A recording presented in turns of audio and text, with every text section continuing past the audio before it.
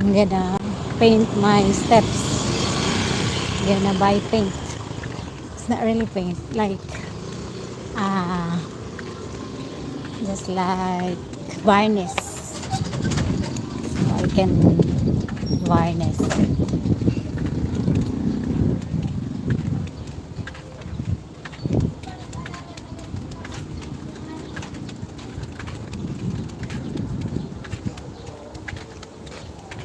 Hi all, we're going to the highway. No need to use the car because during parking it it feels me harder. You know, the school here is started already. Yeah, for the high school, elementary to senior high school.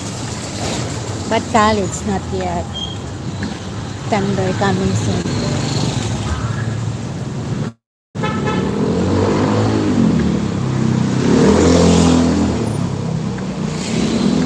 This one is a huge one, a little bit huge rather than the pathway there between our buildings. I think our pathway is just like one side there. It's only one side. That's why cars will not fit in because there's a lot of motorbikes parked. So yesterday it's really it's really dangerous. Yes, hello, hello.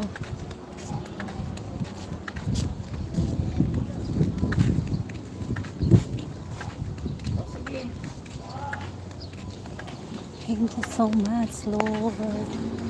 Beautiful day. And beautiful day.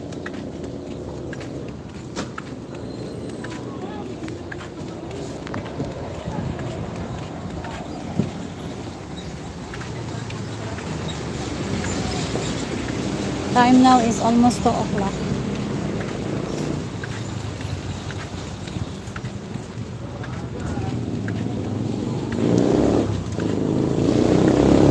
The cat again still there. She don't want to go home. She just stay there. I don't know. I'm eating burger with cheese and with egg, and then I feed her. She don't want. But last night she's already come out, and then she go back in the morning when we wake up. I'm into that kind of cat. I'm just curious why she want to stay at home without food. She is very choosy. She don't want food. I give her the head of the dried fish. She don't eat also.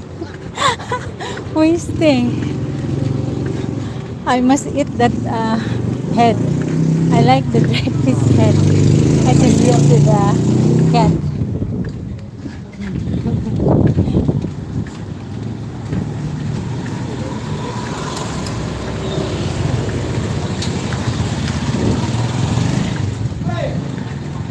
Mango. Not mango. Gonna buy here. There is a hardware here. I also asked about, the epoxy for the car. Whatever.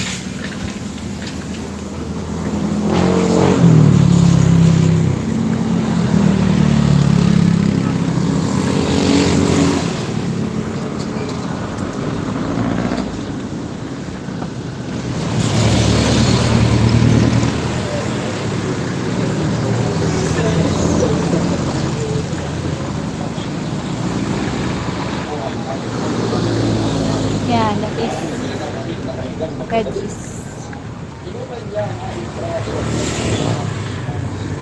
I'm gonna buy later, eggplant.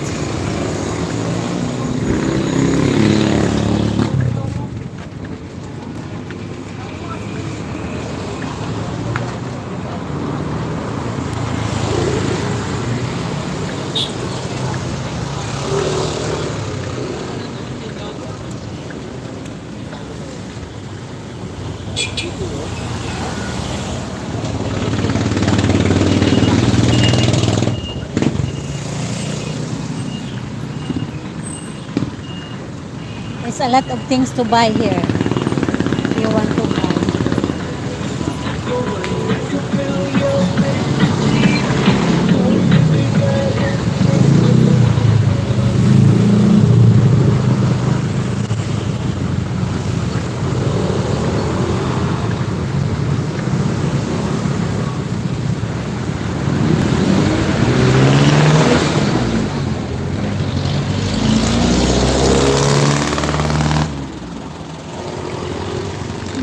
pawn shop. If I don't have money, I pawn my jewelry.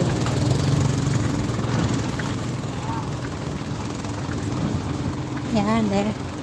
I'm gonna buy there. There, oh. That one. Tao po, pabili. Pabili po ng varnish. Yung mahogany.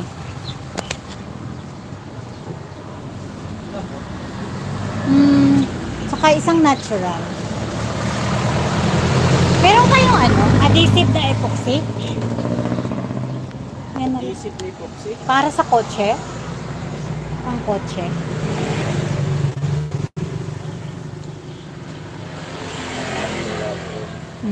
Magkano po yan?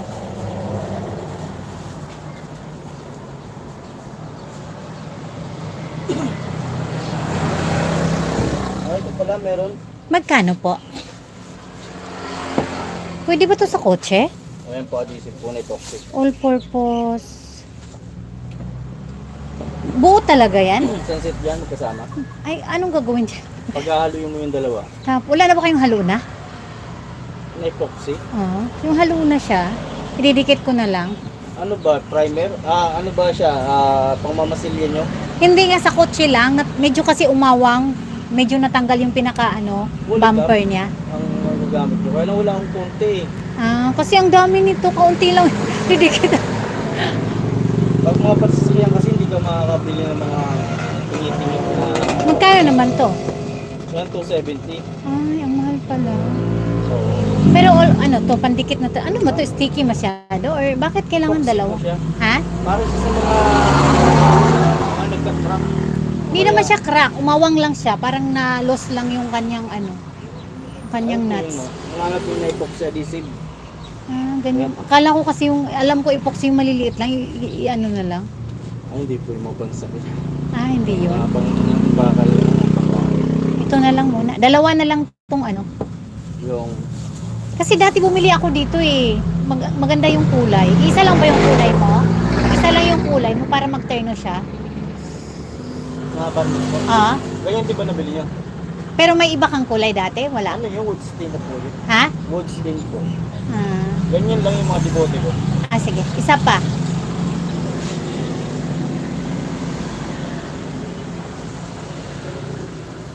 Yan, hindi yan. Hindi yan ganyan. Ano yan?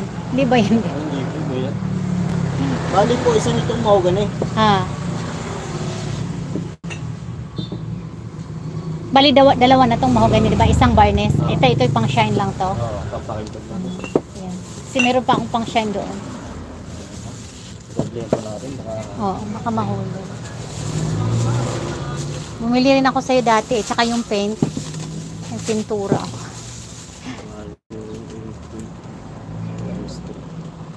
240.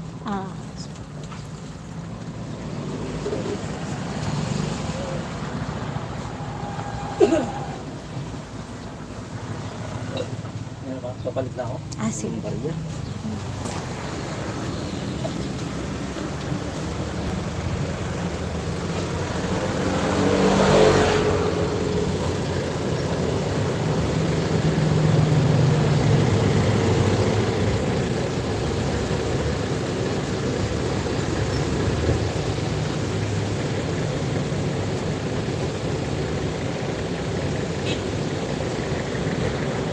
Here guys, nearby at home. It's nearby at home. You can buy anything you want.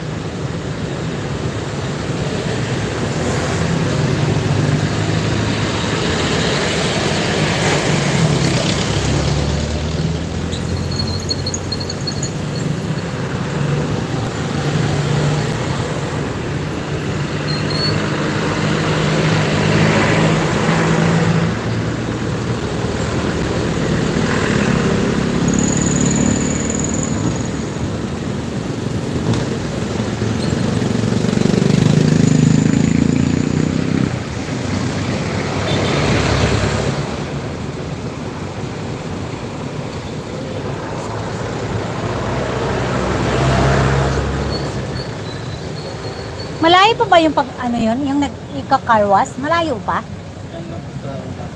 Malayo pa? Kaya nila Karen. Kaya na.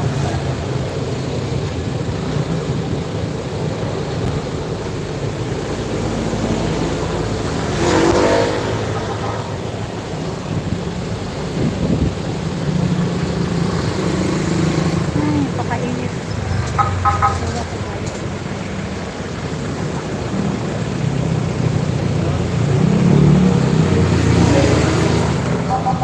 Kano?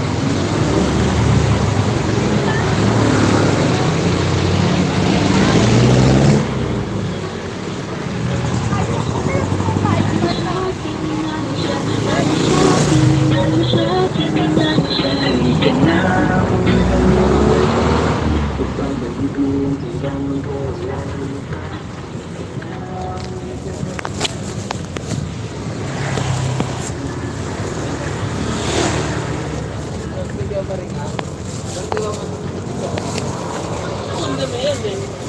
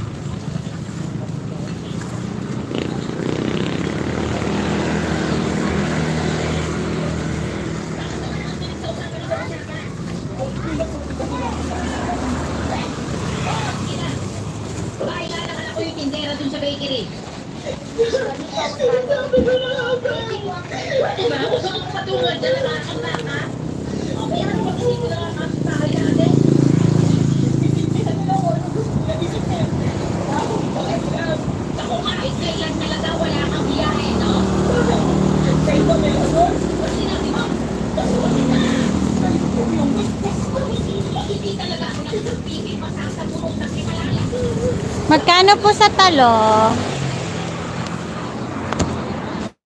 Magkano po dito?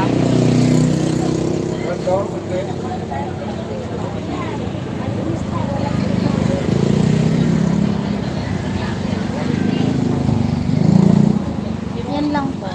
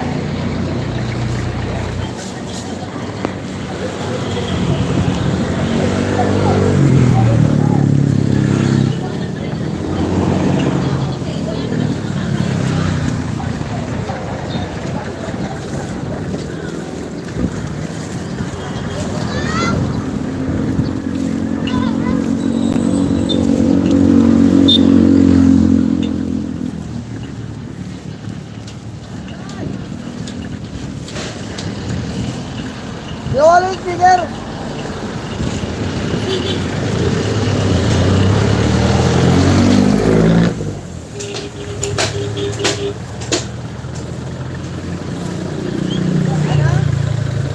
Masabay ka ba?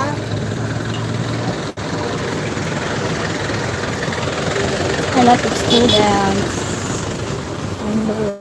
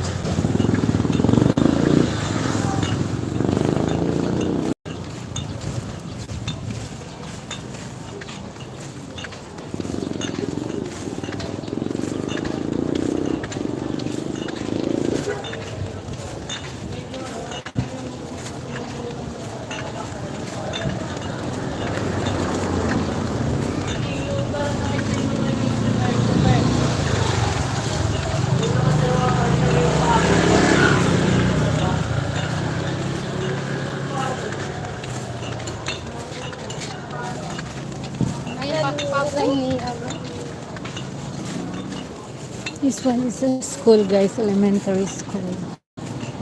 Very convenient to all the owners because their kids will just preschool. Grabe pawis ko, guys. Nice workout. Walking 2 kilometers.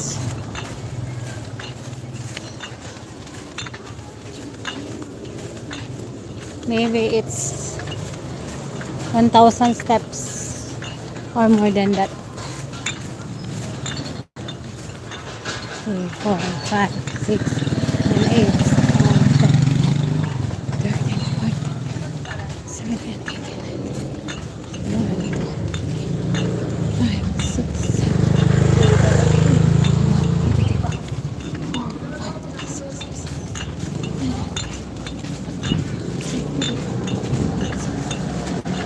10,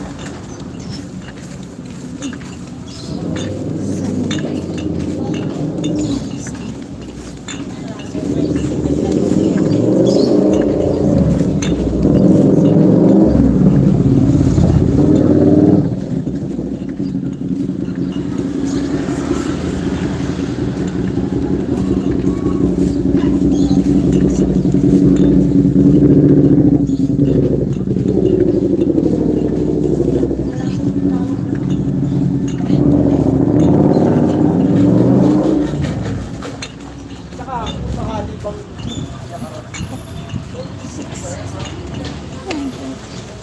13, 14,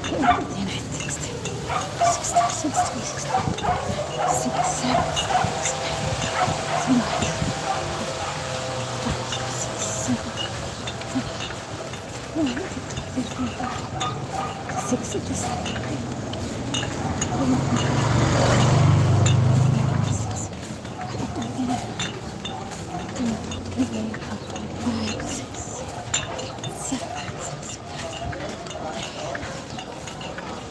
18, 19, 20, 21, 22, 23, 24, 25, 26,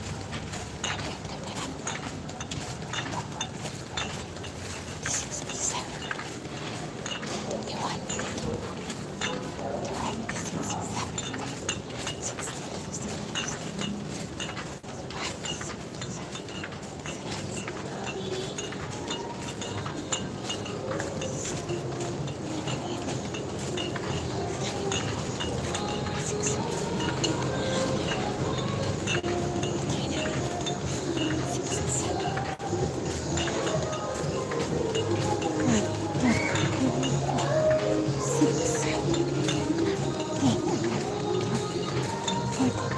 Tsaka, sakali pang maybe 2,000 steps.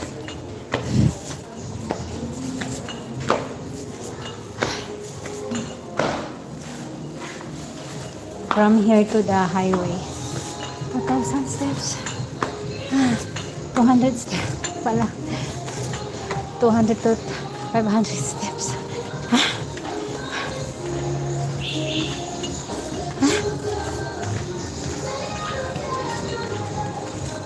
We have a new neighbor. They are cleaning. I don't know if they're cleaning or just open. They want to close.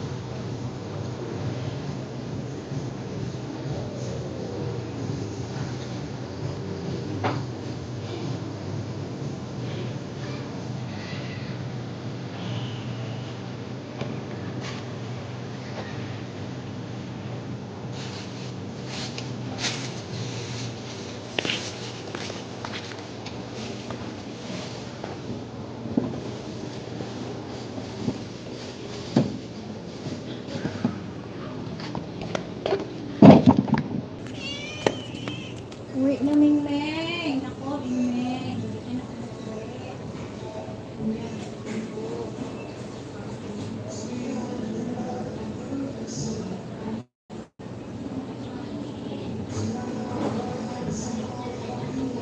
Punta na. Wala kang pagkain. Ako pa naman. Kung kakain ka lang sana, hindi dapat. Masaya ako pag dito ka, basta kakain ka. Ha? Ay mong kumain. Mamaya mamatay yung baby mo.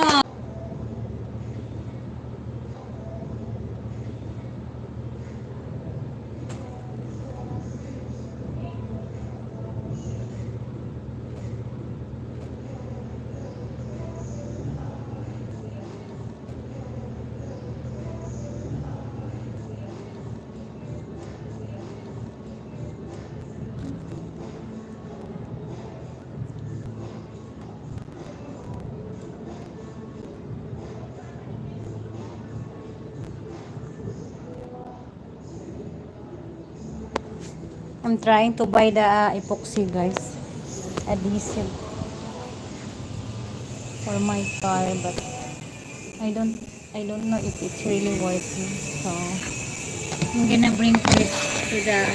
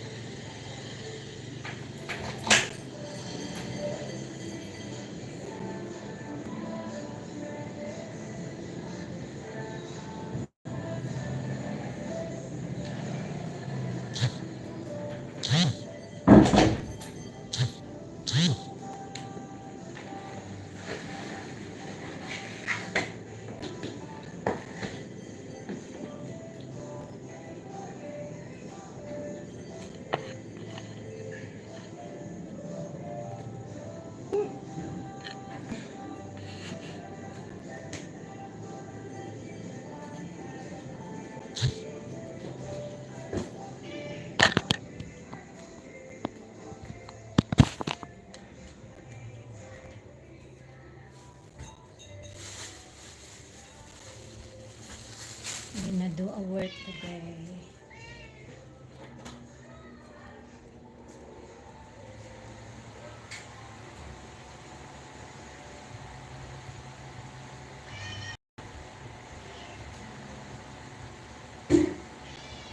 Uwi na ka. Uwi na, uwi. Go. Uwi. Go. No food. Ayaw mo kumain. Go na. Uwi na. May gagawin ako. Go na. I'm gonna do things. Go. Go na, go.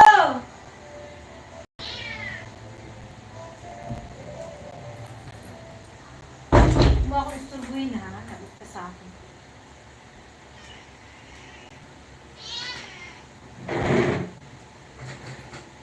Isturbo ka. Labot ka sa akin. Hindi ka na makapasok dito. Upo ka lang dyan. Gagawin ako.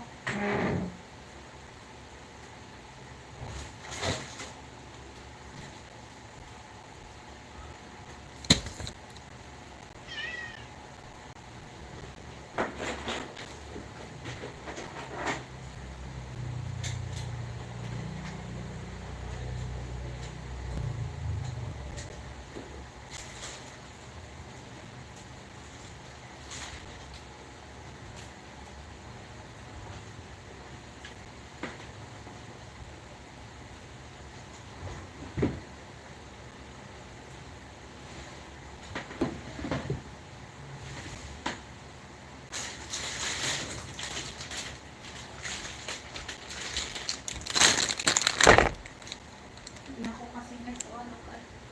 Sige na, put everything. Gonna put. Jesus name.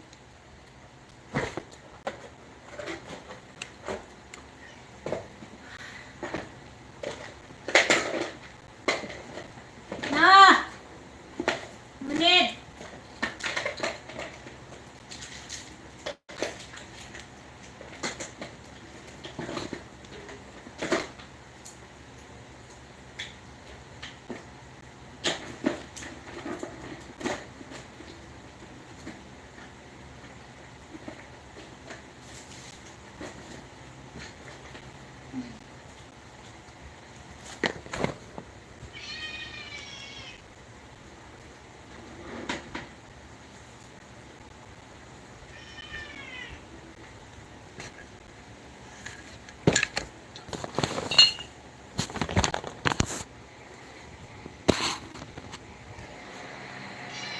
Uwi na, uwi.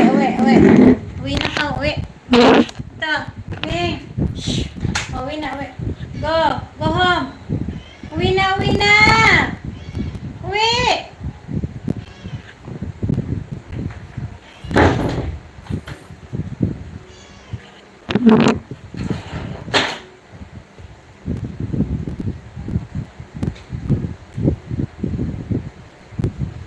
Tabi!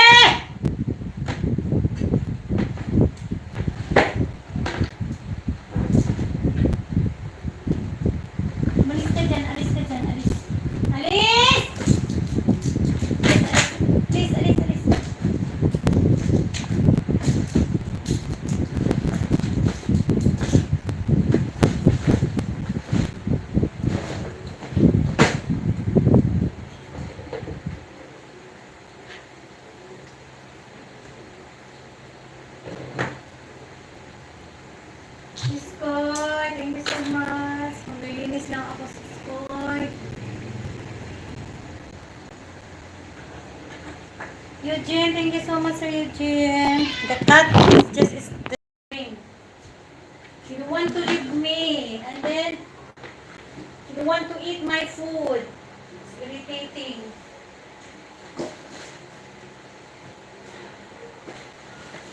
Just stay there.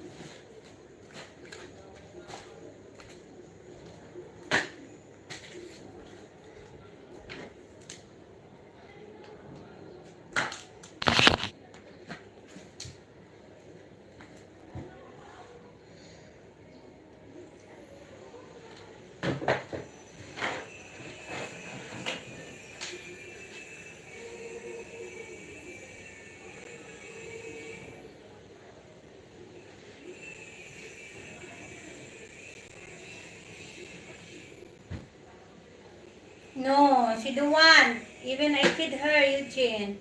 She don't want. She don't want. I eat earlier hamburger with cheese and egg. She don't want. Last night, I give her meat. She don't want. She don't want. She want raw foods like fish, raw fish, and then intestines of the fish. I don't have that. That's why I asked her to come out to search food. She don't want. During night time, she not sleep here. She gonna go away. Maybe that's the time she eat.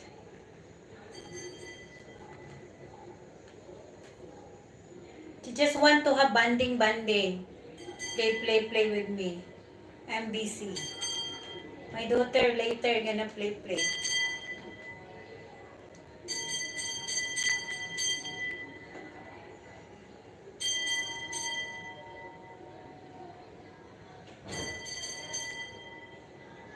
Yeah. She want to play with me. I'm busy. That's why I said go away first. Later come back. She don't want. When I also buy things, she don't want to go come out. She just want to stay. I don't know why.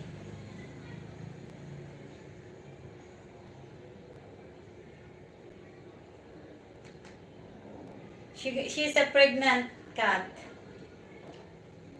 How she gonna feed her babies if she don't want to eat?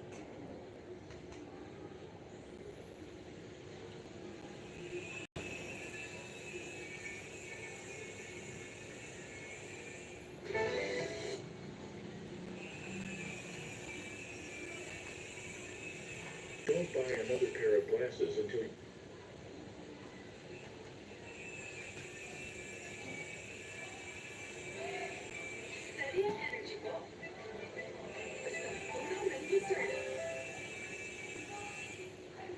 Your business is unique. So is our protection. Sophos offers a tailored approach to fit your cybersecurity needs. Your business charts the course, and Sophos clears the path to your success. That's a win-win. That's Sophos.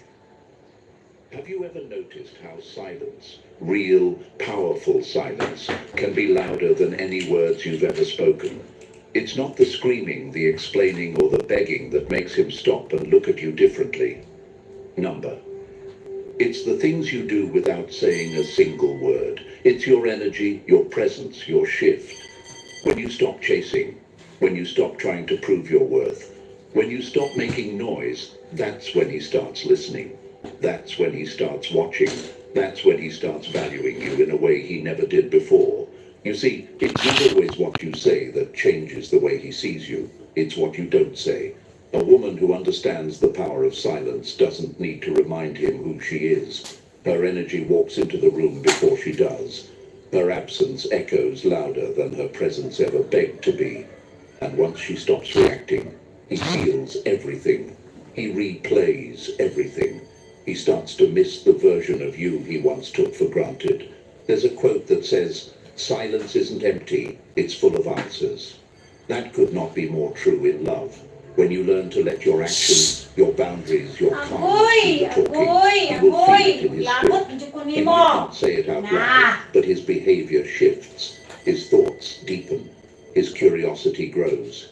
Because now, you're not giving everything away for free. You've become a mystery he wants to solve, a presence he craves, not a person he controls. Think of a rose in full bloom. It doesn't ask for attention. It doesn't chase the bees. It simply stands in its beauty and everything around it is drawn in. That's you. But only when you stop trying to be seen and instead learn to be still in your worth. That's when the dynamic shifts. That's when love starts flowing toward you without force. And now, it's time to step into that truth.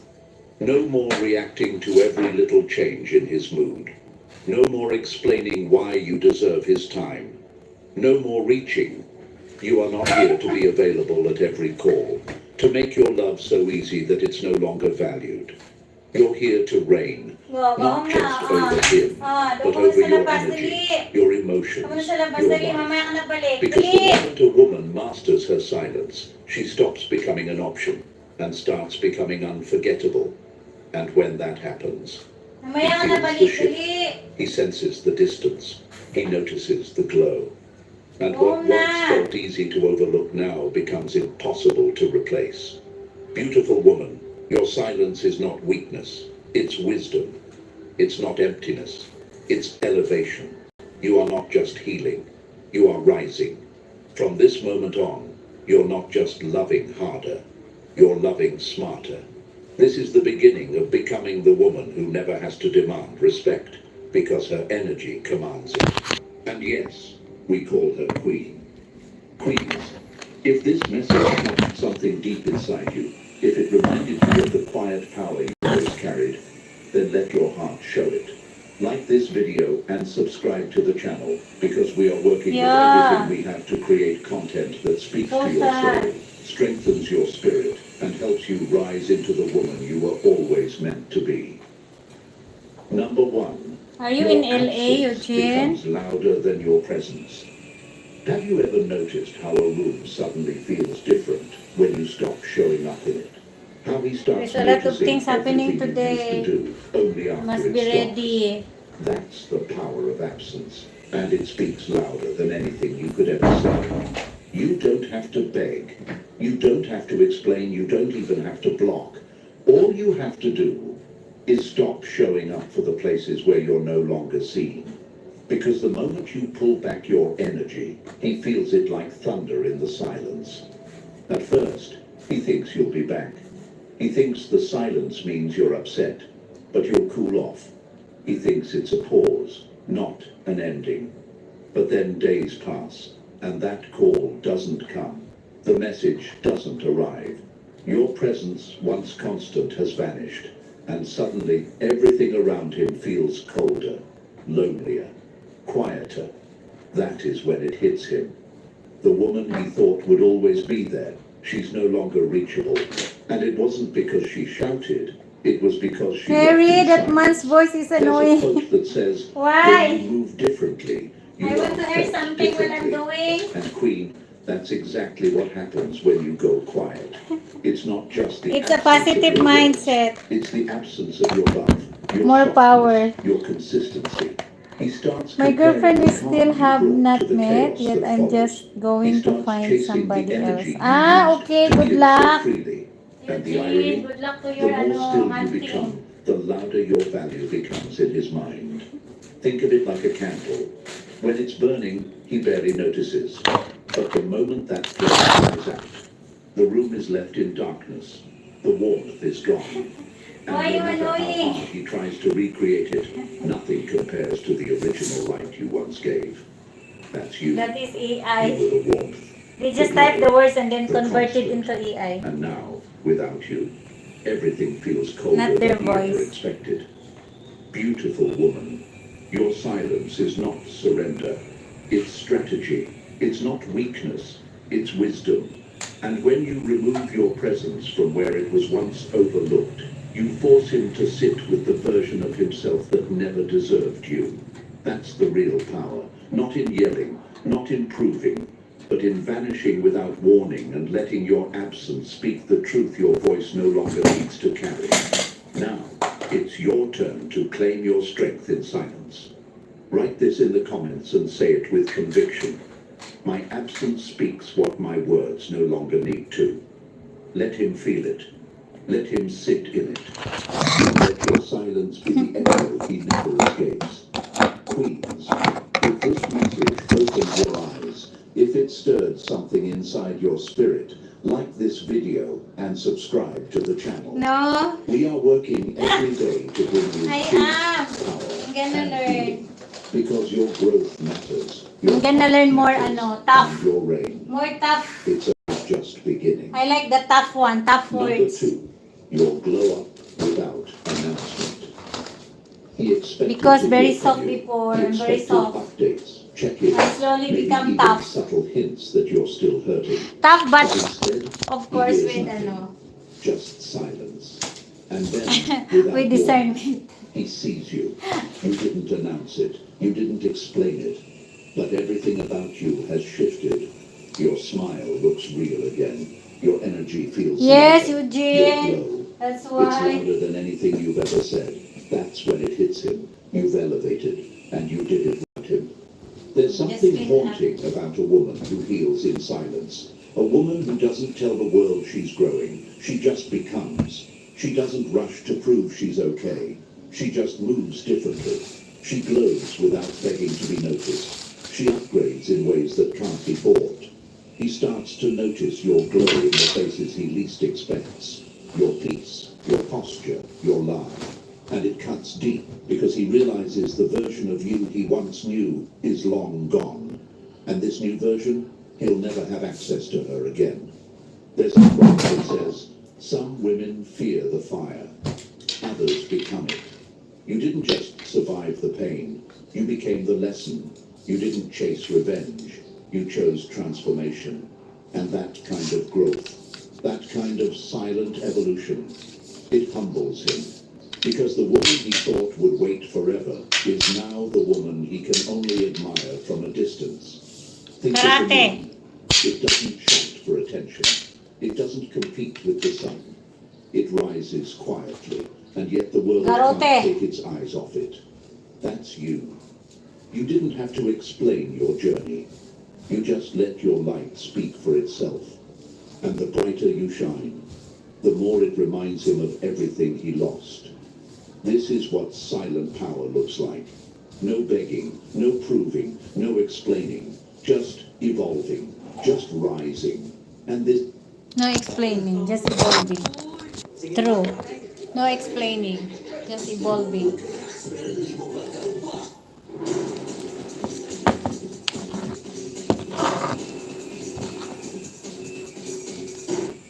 And this glow up, it's not just physical, it's emotional, it's spiritual, it's that radiant energy that tells him you're not the Terry same woman who naman. cared for him. You're the woman who grew from him, and now you're untouchable.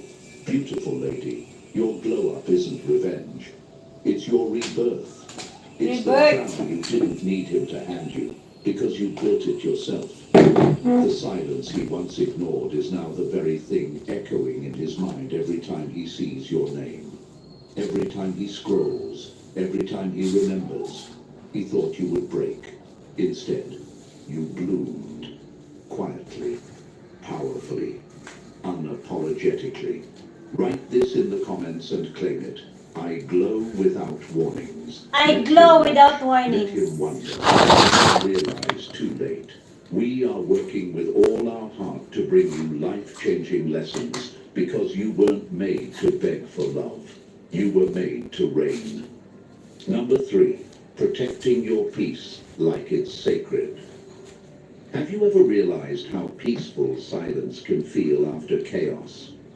Not the silence that comes from being ignored, but the one you choose. It's okay, The as one long that as I can protects finish you, my work. shields your heart, Never and keeps your mind. mind steady. Very He used to naman. expect a reaction. He used Never to mind the expect you to boys. explain yourself, defend your feelings, justify your pain. Now you don't raise your voice. You raise your standards. And the moment you stop entertaining the drama, the confusion, the back and forth, he notices.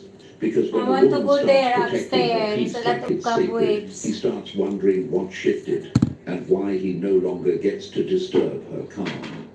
There's a quote that says, "Don't let anyone rent space in your head unless they're paying with peace." And that is exactly the lesson he wasn't ready for. Ay, Because peace doesn't beg, peace doesn't chase, peace doesn't explain. It simply withdraws, and in that quiet, he realizes how loud your presence truly was, how valuable your energy actually is. And suddenly, the silence you once feared becomes the very thing that makes you powerful. Imagine your peace like a garden, soft, still, blooming. You spend time planting it, healing it, watering it with your own growth. But the moment he tried to stomp through with muddy Why? feet, you didn't argue. You didn't yell. You closed the gate. That's the kind of silent move that makes him sit in his own noise and wonder why the calm is no longer attached to his name. He's going to remember the old you, the one who overgave, who over-explained, who stood even when it hurt. But now, you've changed. You've built a quiet so strong, it's louder than the chaos he used to bring. And in that stillness, you've become untouchable. When a man can no longer rattle you, he begins to respect you. And that respect, that's where true value His starts. lesson should be how to You speak don't owe normal. him a front row seat to your healing. You don't owe him explanations Next for time why I will you're no longer suggest. accessible. Because You it's owe an yourself AI. protection. That's why. You owe yourself peace. You use AI Because voice once a woman starts treating her over. peace like royalty, But the words only is they are kings just can enter typing the it and palace. then translate it to the Dear AI. woman, your silence is not surrender, it's strategy. You were never born to argue for your worth. You were born to guard it. Write this in the comments and claim it. My peace is not up for negotiation. We are working hard to bring you lessons that don't just inspire you, but transform you. Because queens, your reign begins in silence, and your silence is powerful beyond words. Number 4, letting his call go to voicemail. Have you ever noticed how much louder silence becomes when you stop picking up his call? When he dials your number expecting the same soft voice, the same warmth, the same eagerness, and all he hears is voicemail, that moment right there, that's when the shift begins. He doesn't say it out loud, but he feels it. He feels that something is different, something is off. You're no longer available on demand, and that silence screams louder than anything you could have ever said.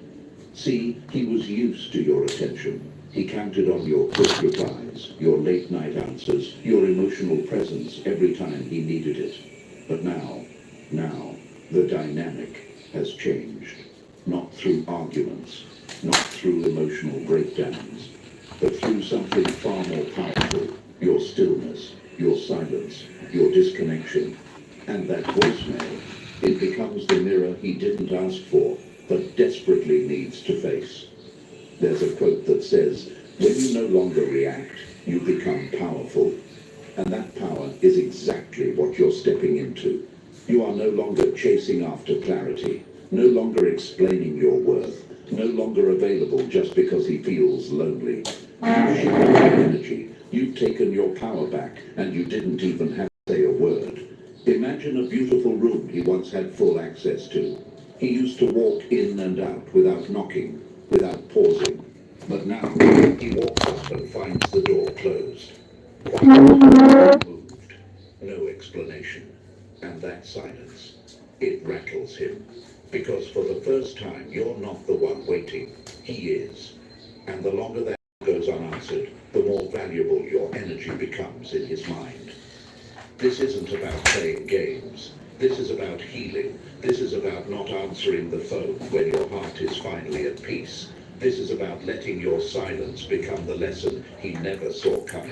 And now, it's time for you to embrace that lesson too. Not for revenge, but for rebirth, for transformation, for peace.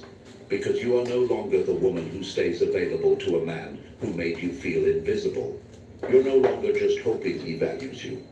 You're becoming the kind of woman whose silence holds more weight than her presence ever did. He hears it now. He feels it now. And deep down, he lost access to something rare, something real, something he can't call back into his life whenever it's convenient. I am no longer available for what once broke me. Queens, write this in the comments and claim it as yours. Let the world know your silence is not emptiness. It's power.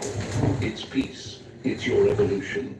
And if this message stirred something in your heart, if it reminded you of the strength you've been sitting on all along, like this video and subscribe to the channel. Because we are working hard to bring you life-changing truths, healing words, and powerful lessons, so you never forget who you are. Number 5. Saying no without explanation. What if the most powerful thing you could ever say was simply no? Not loud, not angry, not explained, just no. Firm, calm, and final. A no without a story. A no without guilt. A no that draws the line without lifting a finger. Because when you say no without an explanation, he learns that your boundaries are not up for negotiation. They are the standard. He's not used to that. He's used to you bending, compromising, giving just a little more. He's used to you justifying your needs, your time, your space. But now, you've changed the pattern. You've stopped trying to make him understand. And in that silence, he begins to listen. He begins to value. Because you've made it clear, you are not here to beg for understanding. You are here to be respected without needing to explain why. There's a quote that says, "No is a complete sentence." And for the woman who learns to say it with confidence, that sentence becomes a wall no man can break through unless he's truly worthy. When you stop giving him easy access to your energy, your yes, your heart, he starts to realize he has to earn it. And what's earned is always more valued than what was handed out freely.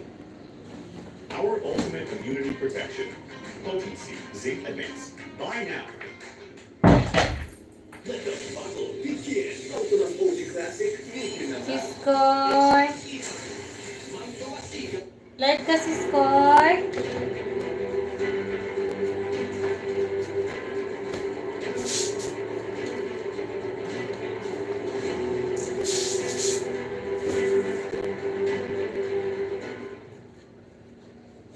Think of a priceless painting in a private gallery. It's not labeled. It's not explained. It doesn't have to be. It simply exists in its power. Those who don't get it, they don't belong near it. That's you now. You're no longer explaining your worth. You're no longer proving your value. You are the masterpiece. And if he doesn't understand what he's doing, then he doesn't answer. At first, he won't like it. He'll test it. He'll question it. He'll Thank you try so to much, pull the old version of you into value. Siskoy! But stand firm, beautiful woman. Do not shrink back. Because the very moment you say no, without fear, without tears, without explanation, he realizes this isn't the same woman who once was. This is a woman who's become untouchable through her silence.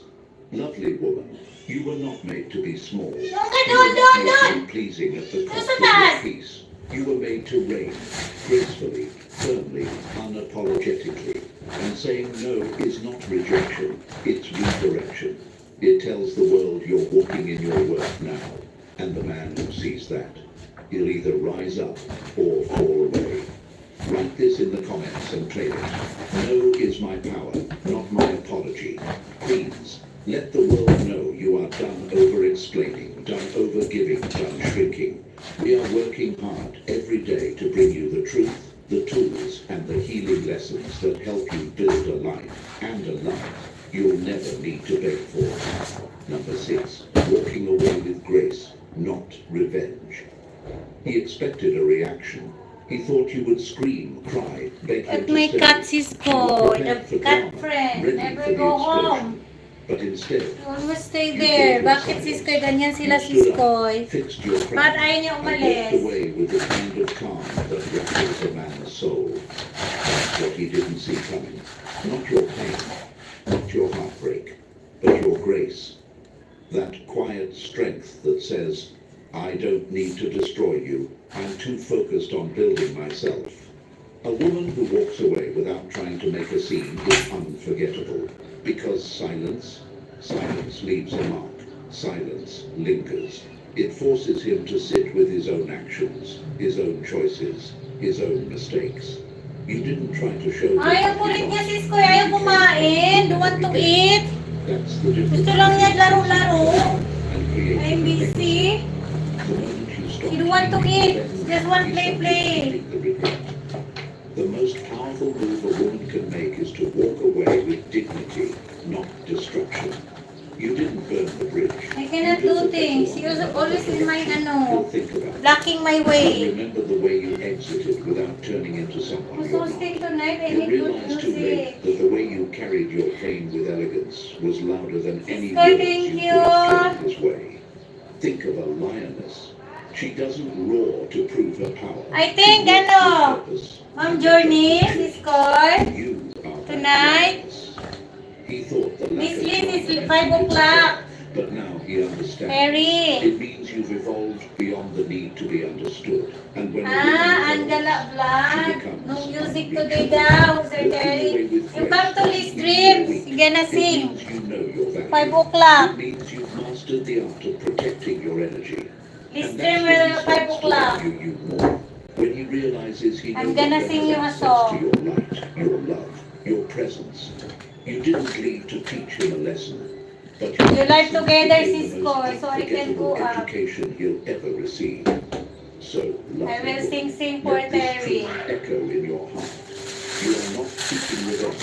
You are You seeking live elevation. together and then you Let send the your link to separation me. of So hearts I say, can come my silence while is I'm my cleaning. power, and walking away is my victory. Let the world know, beautiful queen, that you've stopped playing small for a love that couldn't recognize your worth. We're working hard every single Yeah, day you can to do bring you ano, the truth, using the the live one, healing, the and the normal live life-changing Cisco. lessons that help you And then you rise just and click reign, live together. just like the And queen then you you copy truly the are. link, you send it to me. And then I go to you. Have you ever noticed how silence makes Not people ano, look not a harder, StreamYard. listen Just only deeper, ordinary feel one. more, especially in love? When you stop explaining, when you stop showing your every move, something changes. He leans in, he wonders, he questions. The same man who once took you for granted starts looking for signs in your silence. It's That's very what in my happens when house. you stop being predictable, when you pull your energy back and become a mystery again. Oh, 5 A p.m. woman who later. becomes a mystery Maybe I'm does not finished need to already. ask for attention. She becomes What time now? unforgettable simply by not being available. When he can no longer read your every emotion, when he doesn't know what you're thinking, who you're with, or what you're planning, that silence starts echoing in his head, and what once felt secure to him suddenly becomes uncertain. I will sing. Now he's I will sing ano, now Terry. remembering. Ate Now Sis Kirita will he's sing valuing. for you later There's a in my lab. powerful Yes, truth in 5 this o'clock. quote. You must The most go. captivating You must woman in the come, room is Terry. the one you can't quite figure out. I'm And gonna that's sing what for you you. become when you stop giving so much access. Your silence becomes sacred. Your privacy becomes powerful. Because mystery keeps a man curious. And Live curiosity together. turns his focus towards Let's you use the where normal yours view never ano, could. live. Think of a Not the book with StreamYard. no title. It sits on the shelf, quiet, untouched, unexplained. Yet every time he walks past, his mind returns to it. What's inside, he wonders. Why Yes, does it Sir feel Terry, like don't something sleep. important? That's Don't you. sleep, Sir You Terry. are no longer the open book he skimmed through. You are the unread chapter that keeps haunting his Yes, thoughts. I can The sing more all you protect classic. your emotions, Not the your one, not plans, the your no. soul, the more he realizes how much he never really Not knew the you in the first place. And 1964. that queen Why is where your 1974 power up? rises. Terry. Not by being cold, not by 1974 playing up. I games, can but sing. by choosing privacy Because over I born control. 1974. Detachment over desperation, elegance over explanation. You are no longer the woman who shows up to prove herself. You are the woman who lets your silence speak the loudest. And when he finally sees that he no longer If has it's full not access to you, 1974 up, he will I will start not treating sing your it. presence I must like be the privilege it 1974 always or was. Beautiful 19, lady, 45, 6, this is not about withholding 1980. love. It's about protecting 1980 your life. to It's about knowing that a man doesn't previous. value what he has easy access to. So you take your time back. You take your energy back. You let him wonder while you build in silence. Affirm this truth, queens. The less he knows, the more he values. Write this in the comments and claim it as your new standard. Let Yes. him feel your silence. Not too much old, Let him chase Terry, your because I mystery. cannot And if learn. this I'm message doing lit things. something inside you, While if it I reminded want to you rest, of your I'm gonna quiet sing for power, you. then like this I want to video rest. and subscribe to the channel. We are working every Okay. single day to bring you life-changing lessons, so you never forget. You were never meant to beg. Playing while You were born working. to reign. Playing while working. Instead, try this technique from the mind science pioneer Jose. Ay, it's done already. I just want motivations. Have you ever wondered, queens, why Why Queens? Another one.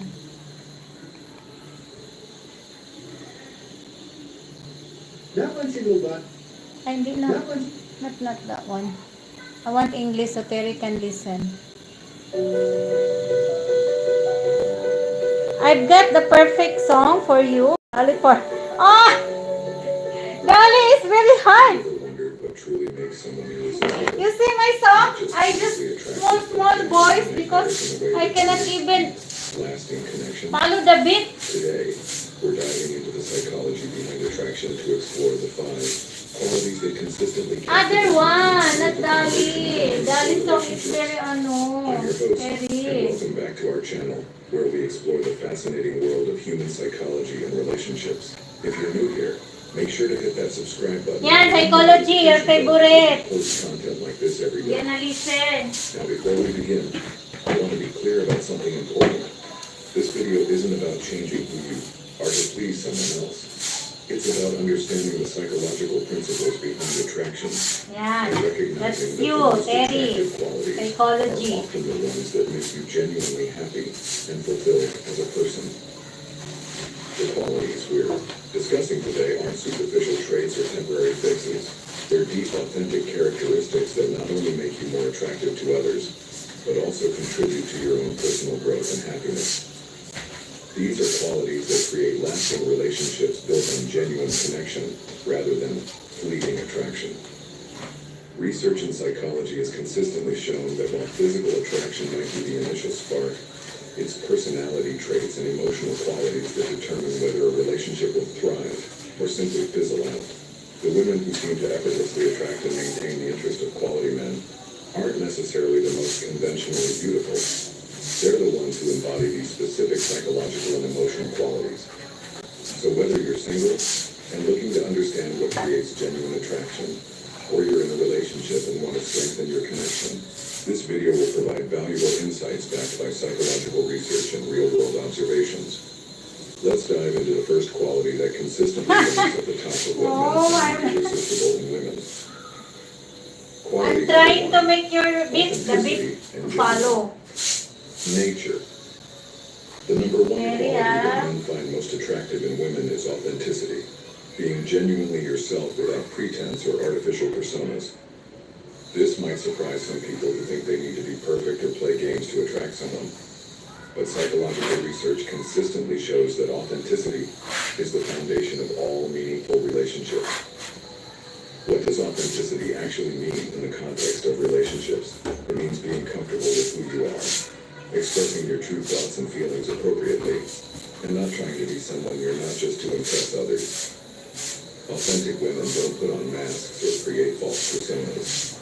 They're the same person whether they're with friends, family, or a romantic partner. Think about the women in your life who seem to naturally attract people. They're probably not the ones who are constantly worried about saying the wrong thing or presenting a perfect image. Instead, they're the ones who speak honestly, laugh genuinely, and aren't afraid to show their quirks and imperfections. Men are naturally drawn to authentic women for several psychological reasons. First, authenticity creates a sense of trust and safety. When someone is genuine, you don't have to wonder what they're really thinking or whether they're manipulating the situation. This creates a relaxed, comfortable dynamic that allows deeper connection to develop. Second, authentic people are more interesting and engaging. When someone is being themselves, they bring their unique perspectives, experiences, and personality to every interaction. They tell stories that are genuinely funny or meaningful to them. They share opinions that reflect their actual values, and they respond to situations in ways that are true to their character. Authenticity also demonstrates confidence and self-acceptance. It takes courage to be yourself in a world that often pressures us to form or present idealized versions of ourselves. What chair? When a woman is authentically herself, Whose chair? it shows that she values her own worth and isn't desperately seeking validation from others. But here's what authenticity doesn't mean. It doesn't mean being brutally honest without consideration for others' feelings or using "I'm just being authentic" as an excuse for poor behavior. True authenticity is paired with emotional maturity and social awareness. Authentic women also know how to be vulnerable appropriately. They're not afraid to admit when they don't know something, to ask for help when they need it, or to share their struggles and imperfections. This vulnerability creates deeper emotional connections because it allows others to see and connect with their humanity. One of the most attractive aspects of authenticity is that it's contagious. When you're around someone who is genuinely themselves, It gives you permission to be yourself too. This creates a positive cycle where both people in the relationship feel more relaxed, accepted, and free to be who they really are. Men often report that they can sense when someone is being fake or putting on an act, and it's an immediate turn-off. They want to know that the person they're getting to know is real, that the connection Let's they're try building it. is based on truth rather than performance. I'm gonna let, I So don't how can see you cultivate the more songs authenticity yet. in your own life? It's not Start by familiar spending for time me. getting to know yourself, your values, interests, strengths, and even your flaws. Practice expressing your genuine thoughts and feelings in low-stakes situations. Stop apologizing for taking up space or having needs, and remember that the right person will be attracted to the real you, not some perfect version you think you need to be. Quality. Number 2, emotional intelligence and empathy. The second quality that men find irresistibly attractive is emotional intelligence, the ability to understand, manage, and effectively express emotions, both your own and others. This quality has become increasingly recognized as one of the most important factors in relationship success, and it's something that consistently draws people together on a deep level. Emotional intelligence encompasses several key components. First, there's self-awareness, understanding your own emotions, triggers, and patterns. Then there's self-regulation, the ability to manage your emotions in healthy ways.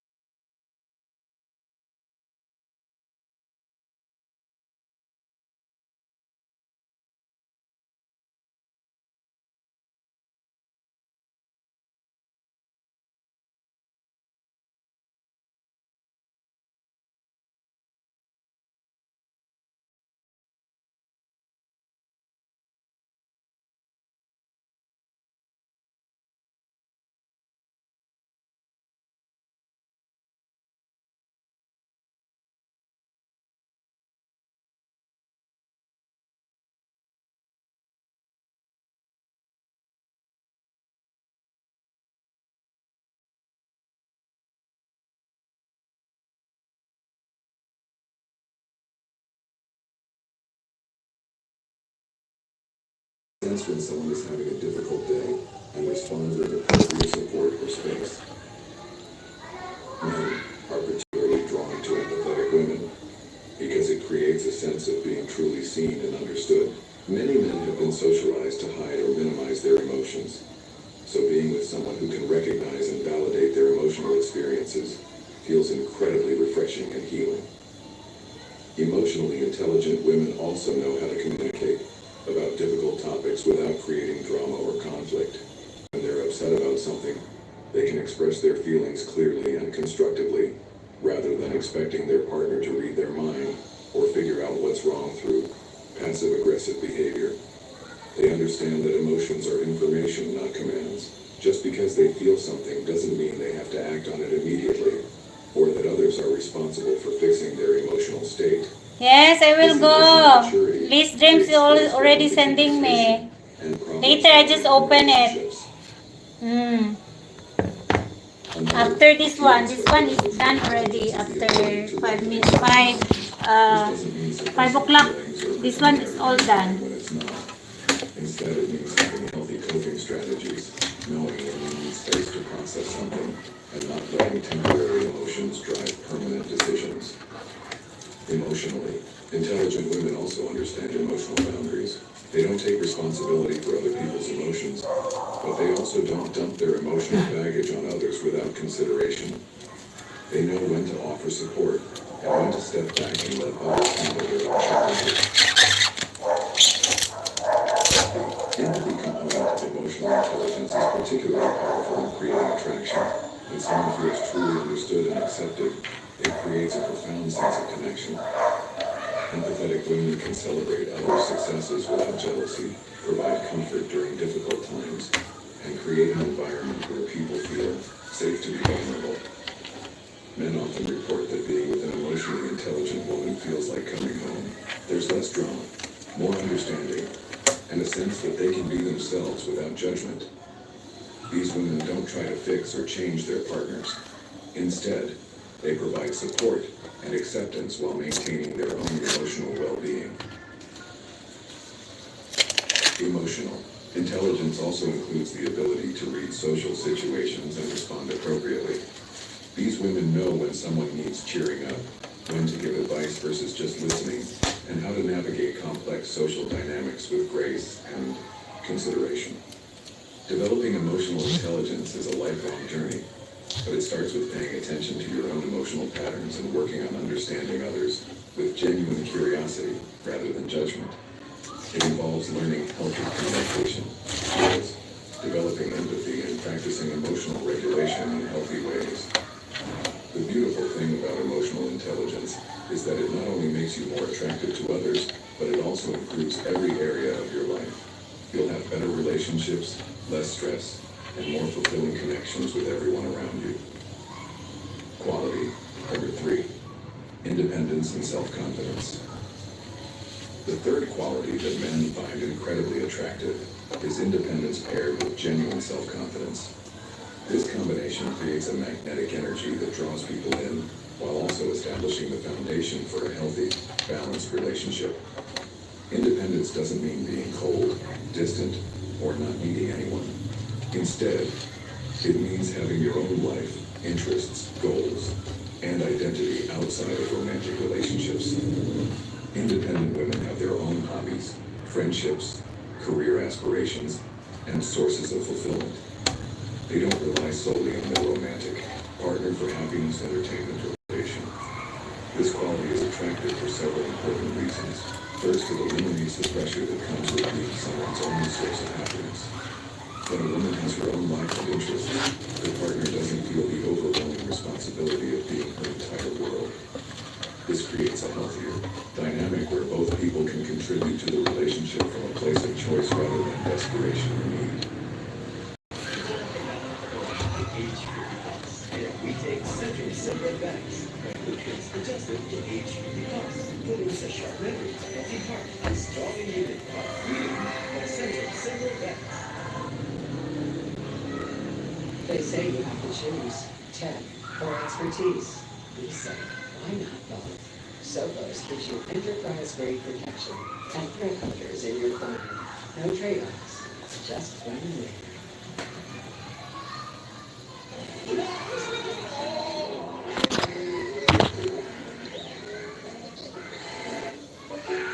Ready to light up Manila? Sip a creative cocktail at a stylish bar. Then catch a rooftop movie. Independent women also bring more to relationships because they have more life experiences to share. They have stories from their own adventures, insights from their personal growth, and perspectives shaped by their individual journeys. This makes them better interesting partners and better conversationalists. Confidence, genuine, and not just a friend, is equally magnetic. Confident women are comfortable in their own skin. They don't constantly seek reassurance or validation. They don't compare themselves to others excessively. And they don't apologize for taking up space or having needs. True confidence is quiet and steady.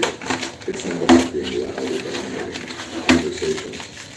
Instead, it's about having a solid sense of self-worth that doesn't fluctuate based on external circumstances or other people's opinions. Confident women can handle compliments gracefully without deflecting them, and they can handle criticism without falling apart. One of the most attractive aspects of confidence is decisiveness. Confident women know what they want and aren't afraid to express their preferences. They don't say, I don't care whatever you want about everything. They can make decisions, express opinions, and contribute to planning and problem solving in relationships. Independent, confident women also maintain their standards and boundaries. They don't compromise their values or accept their treatment just to keep someone around. This actually makes them more attractive because it demonstrates self-respect and signals that they're a prize worth earning, rather than someone who's desperate for any attention. These women pursue their own goals and dreams with passion and determination. They might be building a career, developing a skill, traveling, volunteering for causes they care about, or working on personal growth. This ambition and drive is incredibly attractive because it shows they're actively creating a life they love, rather than just waiting for someone else to make them happy. financial independence is often part of this quality. While it's not necessary to be wealthy, independent women typically take responsibility for their own financial well-being. They're not looking for someone to rescue them financially, but rather someone to build a life with as equals. Social independence is equally important. These women maintain their own friendships and don't expect their romantic partner to be their only social connection. They can enjoy time alone, time with friends, and time with their partner, creating a well-rounded social life that doesn't put all the social pressure on one relationship. Independent women also know how to take care of themselves emotionally. While they appreciate support from their partner, their partner to fix all their problems or manage their emotional well-being. They have their own coping strategies, support systems, and methods for dealing with stress and challenges. This doesn't mean they don't need or want partnership. In fact, independent women often make the best partners because they choose to be in relationships from a place of want rather than need. They're not trying to complete themselves else. Instead, they're bringing their own selves to create something even better together. The combination of independence and confidence creates what psychologists call secure attachment. These women can be close and intimate while also maintaining their individual identities. They can support their partner without losing themselves, and they can ask for support without becoming dependent. Men are drawn to this quality because it promises a partnership of equals rather than a caretaking situation. They know that an independent, confident woman won't become clingy or possessive, won't try to control their every move, and won't fall apart if they need some space or time with friends. Developing independence and confidence is about investing in yourself and your own growth. Pursue interests that genuinely excite you, build skills that make you proud, maintain friendships that fulfill you, and work on becoming the person you want to be, rather than just the person you think someone else wants. Quality. 4. Sense of humor and playfulness. The fourth quality that men find irresistibly attractive is a genuine sense of humor combined with playfulness. This quality brings joy, lightness, and fun to relationships, creating positive associations and helping couples navigate challenges with greater ease and connection. When we talk about sense of humor, we're not just talking about being able to tell jokes or being the class clown. Instead, we're talking about the ability to find joy and lightness in everyday situations, to laugh at yourself when appropriate, and to bring a positive, uplifting energy to interactions with others. Women with a great sense of humor can see the funny side of situations without being cynical or mean-spirited. They can laugh at life's absurdities, find humor in everyday moments, and help others see the lighter side of things when life gets too serious. This quality is incredibly attractive because it makes being around them genuinely enjoyable and stress relieving. Alive kasi, One of Scott. the most attractive aspects of humor is the ability to laugh at yourself. Naglinis lang Women ako. who can make fun of their own mistakes, quirks, or embarrassing moments without being self-deprecating in a harmful way. Show a Sabihin level mo of pag live ka, self-acceptance and emotional tatambay maturity ako. that's very appealing. It demonstrates that they don't take themselves too seriously and can handle imperfection with grace. Playfulness goes hand in hand with humor. Playful women bring a sense of adventure and spontaneity to relationships. Nakauwi ka na? They're trying new There you go. things. You're home They now? can be silly and goofy when the situation calls for it, and they don't always need everything to be serious and intense. This quality helps keep relationships fresh and exciting over time. Playful women often have a childlike wonder about the world that's incredibly endearing. They get excited about small things, they're curious about new experiences, and they approach life with enthusiasm rather than cynicism. This energy is contagious and makes their partners feel more alive and optimistic about life. The psychological benefits of humor in relationships are well documented. Laughter Wait lang, releases Cisco. I endorphins, drink water. reduces stress hormones, and creates positive associations between people. Couples who laugh together regularly report higher relationship satisfaction and better conflict resolution skills. Women with a good sense of humor also tend to be better at diffusing tension and conflict. Instead of letting arguments escalate into serious drama, they can often find ways to lighten the mood appropriately or help both parties back and gain perspective. This doesn't mean they avoid serious conversations when necessary, but they know when humor can be a helpful tool for connection. Humor also demonstrates intelligence and creativity. The ability to see connections, understand timing, and express observations in clever or unexpected ways shows mental agility and quick thinking. These cognitive abilities are attractive themselves and suggest someone who will be an engaging, stimulating partner. Self-deprecating humor, when used appropriately, can be very attractive because it shows humility and self-awareness. However, there's an important balance here. Healthy self-deprecating humor comes from a place of self-acceptance and confidence, not from low self-esteem or a need for validation. The difference is subtle but important. Playful women often maintain a sense of curiosity and wonder about the world that keeps them interested and engaged with life. They ask questions, try new things, and approach experiences with openness rather than jadedness. This quality helps keep relationships dynamic and growing rather than stagnant. The ability to be spontaneous and embrace unexpected moments is another attractive aspect of playfulness. These women don't need everything planned out perfectly.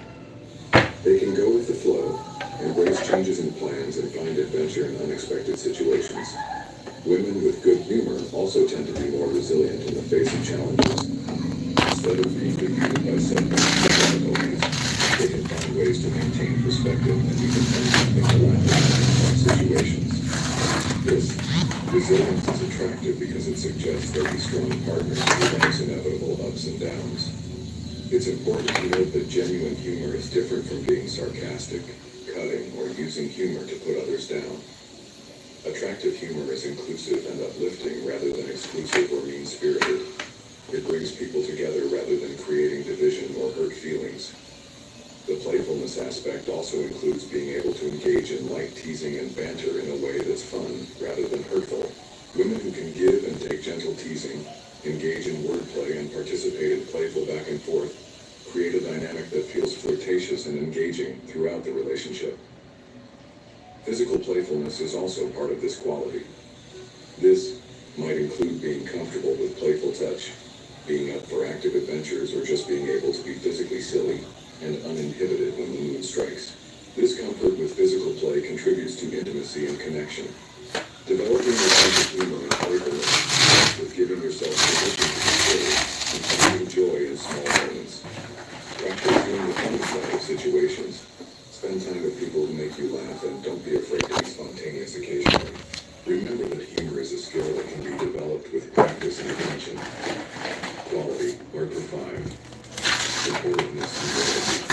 The fifth and final quality that men find most attractive is supportiveness combined with unwavering loyalty.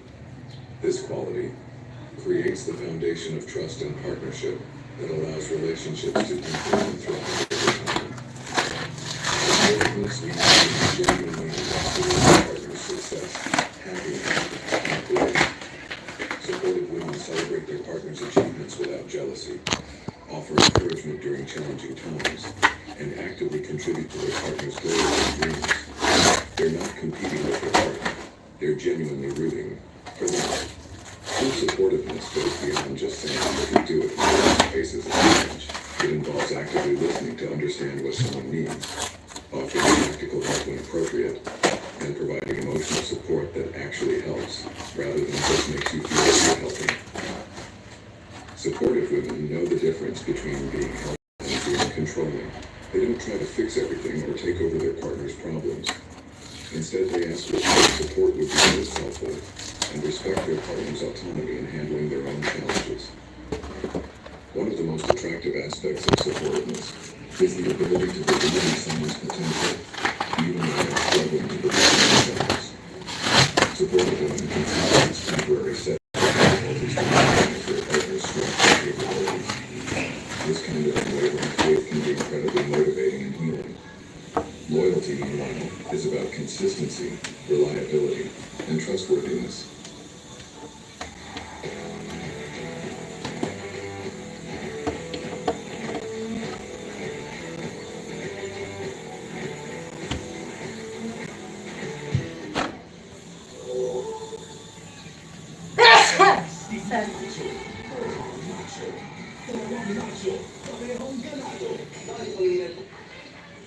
Loyal women are dependable partners who show up when they say they will, keep confidences that are shared with them, and stay by their partner through both good times and challenging periods. Loyalty doesn't mean blind agreement, or never questioning anything your partner does. Instead, it means approaching conflicts and disagreements from a place of commitment to the relationship and a desire to work things out rather than looking for reasons to leave or seeking validation from outside sources. Loyal women handle relationship problems within the relationship rather than complaining about their partner to friends, family, or co-workers. They understand that constantly criticizing your partner to others undermines the relationship and breaks down the trust and respect that are essential for partnership. This quality also includes loyalty to the relationship itself. Loyal women don't keep one foot out the door, constantly comparing their relationship to others or looking for something better. They're committed to working through challenges and building something lasting, rather than bailing at the first sign of difficulty. Sexual and emotional fidelity are obvious components of loyalty, but the quality goes deeper than just not cheating. It's about making the relationship a priority, honoring commitments, and being someone your partner can count on completely. Supportive and loyal women create what psychologists call a secure base in relationships. Their partners know they can take risks, pursue goals, and face challenges because they have someone reliable in their corner. This sense of security allows people to be more confident and successful in other areas of their lives. These women also understand that supporting someone doesn't mean sacrificing yourself. They maintain their own goals and interests while also being invested in their partner's success. This balance prevents resentment and ensures that both people in the relationship are growing and thriving. Loyal women are also honest and direct in their communication. They don't play games, give mixed signals, or say one thing while meaning something else. Their partners know where they stand and can trust that what they're hearing is the truth. The combination of supportiveness and loyalty creates emotional safety in relationships. When someone knows their partner is genuinely on their side and will stick around through difficulties, it allows for deeper vulnerability, intimacy, and connection. Supportive women are also good at recognizing and appreciating efforts rather than just results. They understand that trying matters, that growth is a process, and that sometimes the attempt is more important than the outcome. This kind of understanding creates an environment where people feel safe to take risks and try new things. Loyalty also means being discreet about relationship issues and not sharing intimate details about your partner or your relationship with others without permission. This discretion builds trust and shows respect for your partner's privacy and dignity. These women understand that relationships require work and commitment, and they're willing to put in that effort consistently over time. They don't expect relationships to be easy all the time, but they're committed to working through challenges together rather than giving up when things get difficult. The attractive power of supportiveness and loyalty comes from the security and trust they create. They can be vulnerable with a supportive, loyal woman without fear of being judged, abandoned, or betrayed. This security allows for deeper intimacy and a stronger partnership. Developing these qualities starts with examining your own commitment to the relationships in your life and looking for ways to be more genuinely supportive of the people you care about. It also involves building your own integrity and reliability so that others can trust you to follow through on your commitments. Now that we've explored each of these 5 qualities individually, it's important to understand how they work together to create an incredibly attractive and magnetic personality. These aren't isolated traits that you can pick and choose from like items on a menu. Instead, they're interconnected qualities that reinforce and strengthen each other. Authenticity provides the foundation for all the other qualities. Without genuine authenticity, supportiveness can come across as manipulative. Confidence can seem fake. Humor can feel forced, and emotional intelligence can appear calculated. When authenticity is the base, all the other qualities flow naturally from who you really are rather than from who you think you should be. Emotional intelligence enhances every other quality. It makes your authenticity more socially aware and considerate. It helps your confidence remain humble rather than arrogant. It ensures your humor is inclusive rather than hurtful. And it makes your supportiveness genuinely helpful rather than overbearing. Independence and confidence provide the strength and security that allow the other qualities to flourish. When you're confident in yourself, you can be truly authentic without fear. Your emotional intelligence isn't compromised by insecurity. Your humor comes from joy rather than a need for approval. And your supportiveness comes from abundance rather than a desperate need to be needed. A sense of humor and playfulness keeps all the other qualities from becoming too intense or serious. Humor helps you stay authentic by not taking yourself too seriously. It balances emotional intelligence with lightness and joy. It makes confidence more approachable and less intimidating. And it adds fun and spontaneity to your supportiveness. Supportiveness and loyalty tie everything together by creating the trust and security that allow deep relationships to develop. Your authenticity means your support is genuine. Your emotional intelligence makes your support actually helpful. Your confidence means your loyalty isn't based on fear or desperation. And your humor makes your support enjoyable and uplifting. These qualities also create a positive feedback loop. The more authentic you are, the more confident you become. The more emotionally intelligent you are, the better your relationships become, which increases your sense of security and independence. The more you develop your sense of humor, the more people enjoy being around you, which reinforces your confidence and authenticity. Women who embody all 5 of these qualities create what researchers call secure attachment in their relationships. They can be close and intimate while maintaining their individual identities. They can provide support without losing themselves. They can handle conflict without becoming defensive or attacking. They can be vulnerable without being needy. This combination also creates what psychologists term differentiation, the ability to be yourself while also being connected to others. You don't lose yourself in relationships, but you also don't remain so independent that you can't truly connect with others.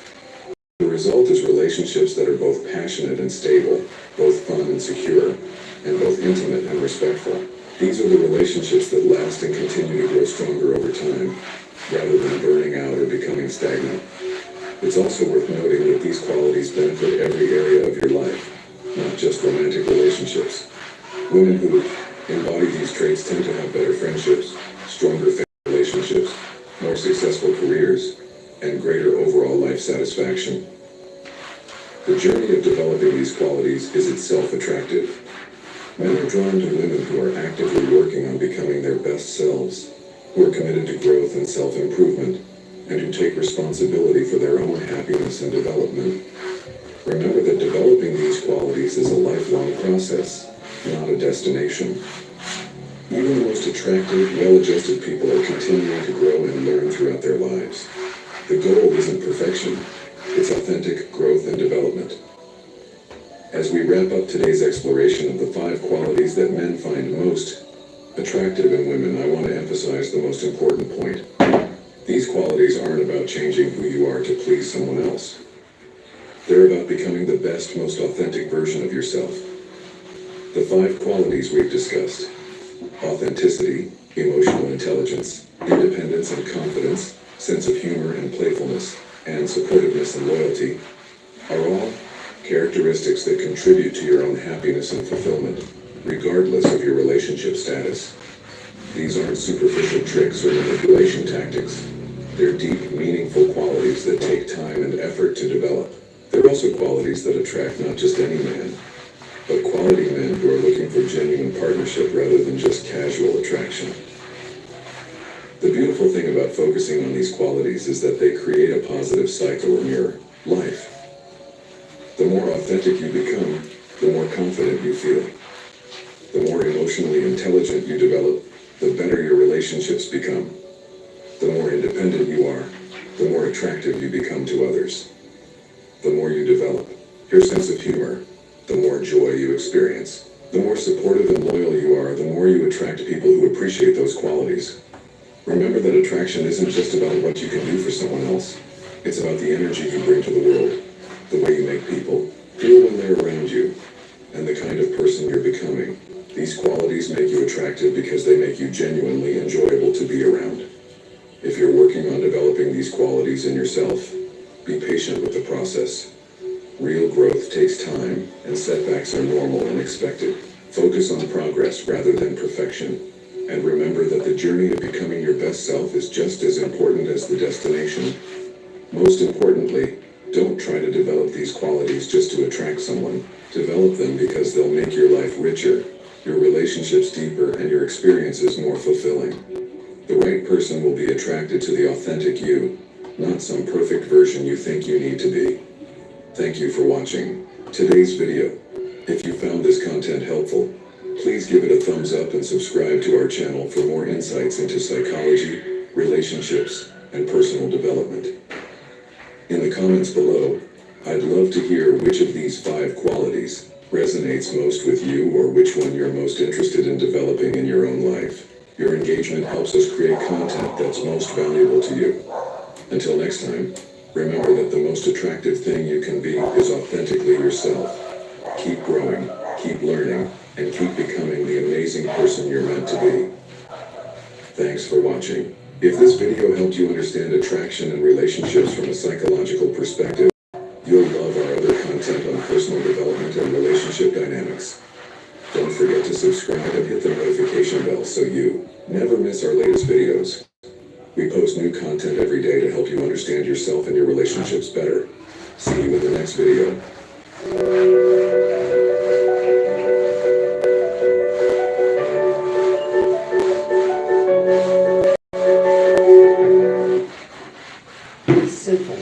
Your future stays protected.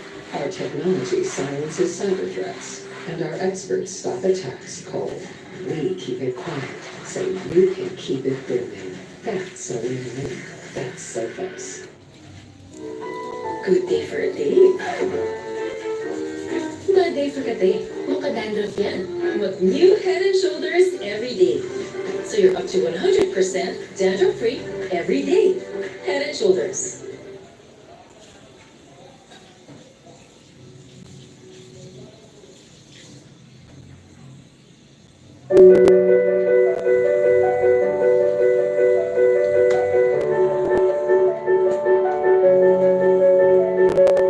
Hello beautiful women, and welcome back to my channel.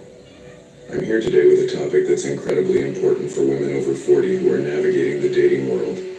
If you've been wondering why your dating life isn't going the way you hoped, or why you keep attracting the wrong type of men, then this video is exactly what you need to watch.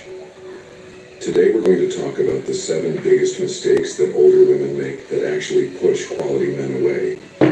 Now before we dive in, I want to be clear about something. This isn't about changing who you are to please a man. This is about understanding the psychology of attraction and avoiding common pitfalls that can sabotage even the most amazing women. I've been coaching women in dating and relationships for over a decade, and I've seen these patterns repeat themselves time and time again. The good news, once you're aware of these mistakes, they're completely fixable. So grab a cup of coffee, get comfortable, and let's dive into these game-changing insights that could transform your dating life. And hey, if this video helps you, please give it a thumbs up and subscribe for more dating advice specifically designed for mature, sophisticated women like you. Let's get started. Mistake number 1, leading with your accomplishments and resume. The first mistake I see older women make is leading with their accomplishments and essentially presenting their life like a resume on a first date. Now, I get it. You've worked hard to build your career, raise your children, and create a successful life. You should be proud of all that you've achieved. But here's the thing. When you lead with your accomplishments, you're unconsciously communicating that your worth is tied to what you've done rather than who you are. Men, especially quality men, are looking for connection, not competition. When you immediately start listing your degrees, your job title, how much money you make, or how independent you are, it can come across as intimidating or even defensive. It's like you're building a wall instead of a bridge. I remember working with Sarah, a 45-year-old executive who couldn't understand why men seemed to lose interest after the first date. She would immediately tell them about her corner office, her advanced degrees, and her 6-figure salary. While these are amazing accomplishments, she was leading with her achievements instead of her personality, her humor, her warmth, and her feminine energy. The solution isn't to hide your success. It's to lead with your heart, not your resume. Share your passions, your interests, what makes you laugh, and what you're curious about. Let your accomplishments come up naturally in conversation as you get to know each other. Remember, a man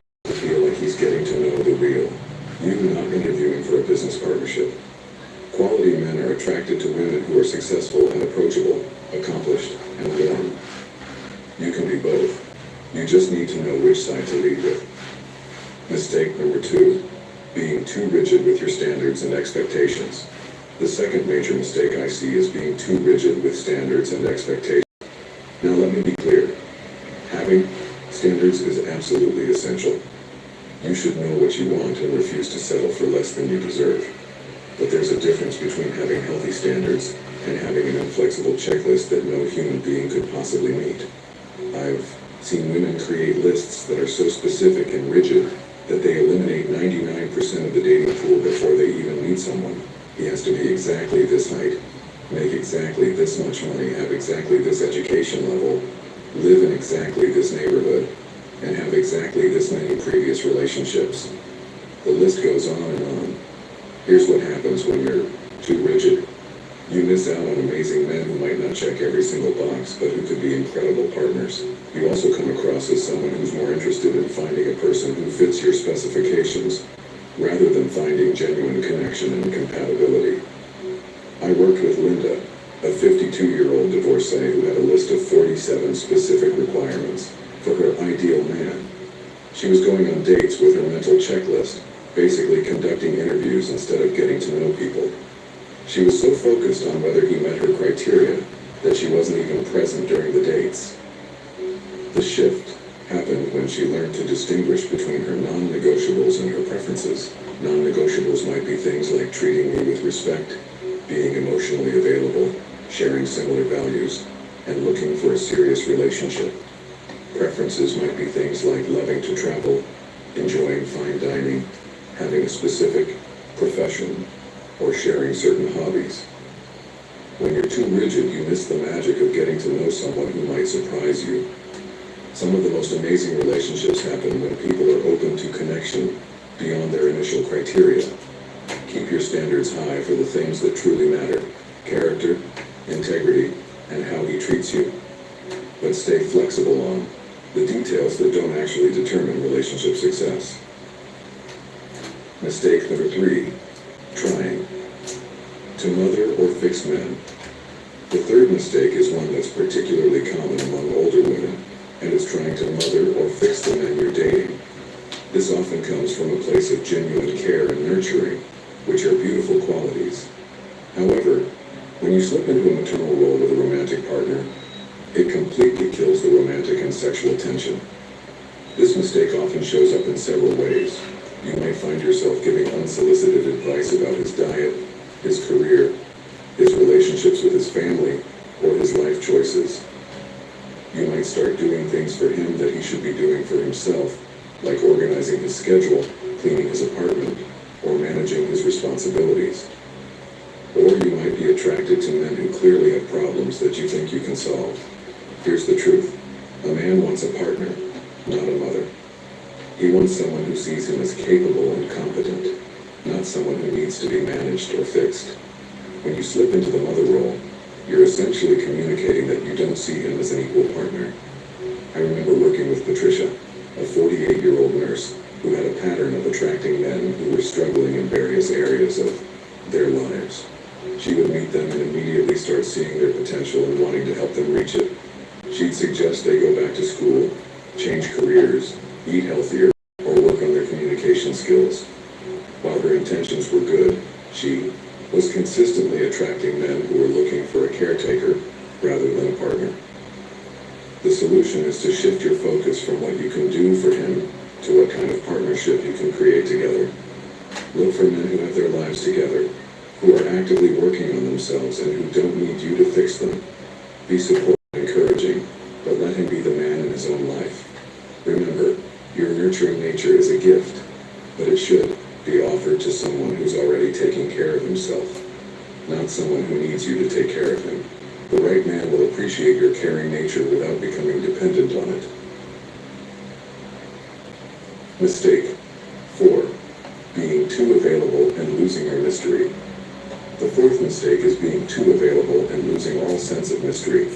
This is especially common for women who are recently divorced or who have been out of the dating game for a while. You meet someone you like and suddenly your entire schedule revolves around them. You're available whenever they want to see you. You respond to texts immediately, and you make them the center of your world. Here's what happens when you're too available. You lose the very thing that makes you attractive, your independence and your own life. Men are attracted to women who have their own lives, their own interests, and their own priorities. When you drop everything for them, you're essentially communicating that you don't have anything else going on that's important to you. This doesn't mean you should play games or be deliberately unavailable. It means you should maintain the life you've built and the interests you've developed. You should have friends, hobbies, goals, and commitments that matter to you. When you're genuinely busy living your life, you naturally create a healthy amount of space in the relationship. I worked with Margaret, a 44-year-old artist who had been focused on raising her children for years. When she started dating again, she was so excited to have adult companionship that she would immediately rearrange her entire schedule for any man who showed interest. She would cancel plans with friends, skip art classes, and be available 24/7. What she didn't realize was that this behavior was actually making her less attractive, not more. The solution is to maintain your own life and your own interests. Have boundaries around your time and energy. Don't be available every single night of the week. Keep your friendships, your hobbies, and your personal goals as priorities in your life. This isn't about playing hard to get. It's about being a whole person who has a life worth sharing. Remember, the goal isn't to be unavailable, it's to be selectively available. You want to be present and engaged when you're together, but you also want to maintain the independence and the full life that made you attractive in the first place. Mistake number 5. Bringing past relationship baggage into new connections. Pretty Filipino food with Dr. Manila invites you to eat Manila's history with comfort meals and festive feasts. Open Agoda and taste the water. See the world for less.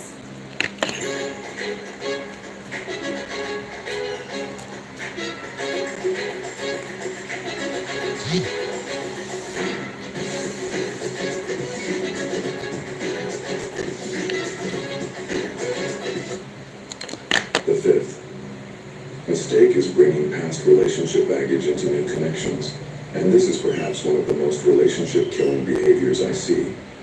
After years of life experience, disappointments, and heartbreaks, it's natural to have some protective walls up. But when you bring your past hurts, assumptions, and fears into a new relationship, you're essentially punishing a new person for someone else's mistakes. This shows up in many ways. You might immediately assume he's going to cheat because your ex-husband did. You might be suspicious of his motives because you've been burnt before. You might bring up your ex constantly, either to complain about him or to compare your new person to him.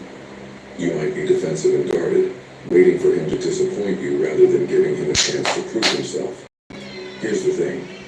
While your past experiences have taught you valuable lessons, they shouldn't become a prison that prevents you from being open to new love. When you're constantly operating from a place of fear and suspicion, you create a self-fulfilling prophecy. You push away good men because you're so focused on protecting yourself from bad ones. I remember working with Carol, a 50-year-old widow who had been married to an alcoholic for 20 years. When she started dating again, she was so hyper-vigilant about any signs of drinking that she would interrogate men about their relationship with alcohol on the first date. She would ask invasive questions, watch them suspiciously if they ordered wine with dinner, and immediately red flag any man who enjoyed an occasional beer. While her concerns were understandable given her history, her approach was pushing away perfectly healthy men who had normal relationships with alcohol. The solution is to acknowledge your past experiences without letting them control your present choices. Do the work to heal from your past relationships. This might mean therapy, coaching, or simply taking time to process your experiences before jumping into dating again. Learn to distinguish between reasonable caution and self-sabotaging fear. Give each new person a clean slate. Judge them based on their own actions and character, not based on what someone else did to you. Yes, be wise and pay attention to red flags, but don't create red flags where none exist. The right person deserves to be seen for who they are, not viewed through the lens of your past pain. Mistake number 6. Apologizing for your age or trying to compete with younger women. The 6th mistake is apologizing for your age or trying to compete with younger women, and this is absolutely heartbreaking to see. I've worked with so many incredible women who are convinced that their age is a disadvantage and that they need to apologize for their wrinkles, their gray hair, or the fact that they're not 25 anymore. Here's what this looks like. Constantly making self-deprecating comments about your age. Immediately bringing up your age as if it's a problem that needs to be addressed. Trying to dress and act like someone half your age. Or assuming that men are automatically going to prefer younger women. You might find yourself saying things like, I know I'm older than you probably want, or I'm not as young as I used to be, or you probably want someone younger. When you apologize for your age, you're essentially asking men to see you as less valuable. You're highlighting what you perceive as a negative instead of focusing on all the incredible things you bring to the table. Your age isn't a bug. It's a feature. You have wisdom, experience, emotional maturity, and depth that younger women simply don't have yet. I worked with Diana, a 46-year-old teacher who was stunning, but was convinced that her age made her undesirable. She would immediately bring up her age on dating apps, make jokes about being over the hill, and constantly compare herself to younger women. She was so focused on what she thought she lacked that she couldn't see her own incredible qualities to come.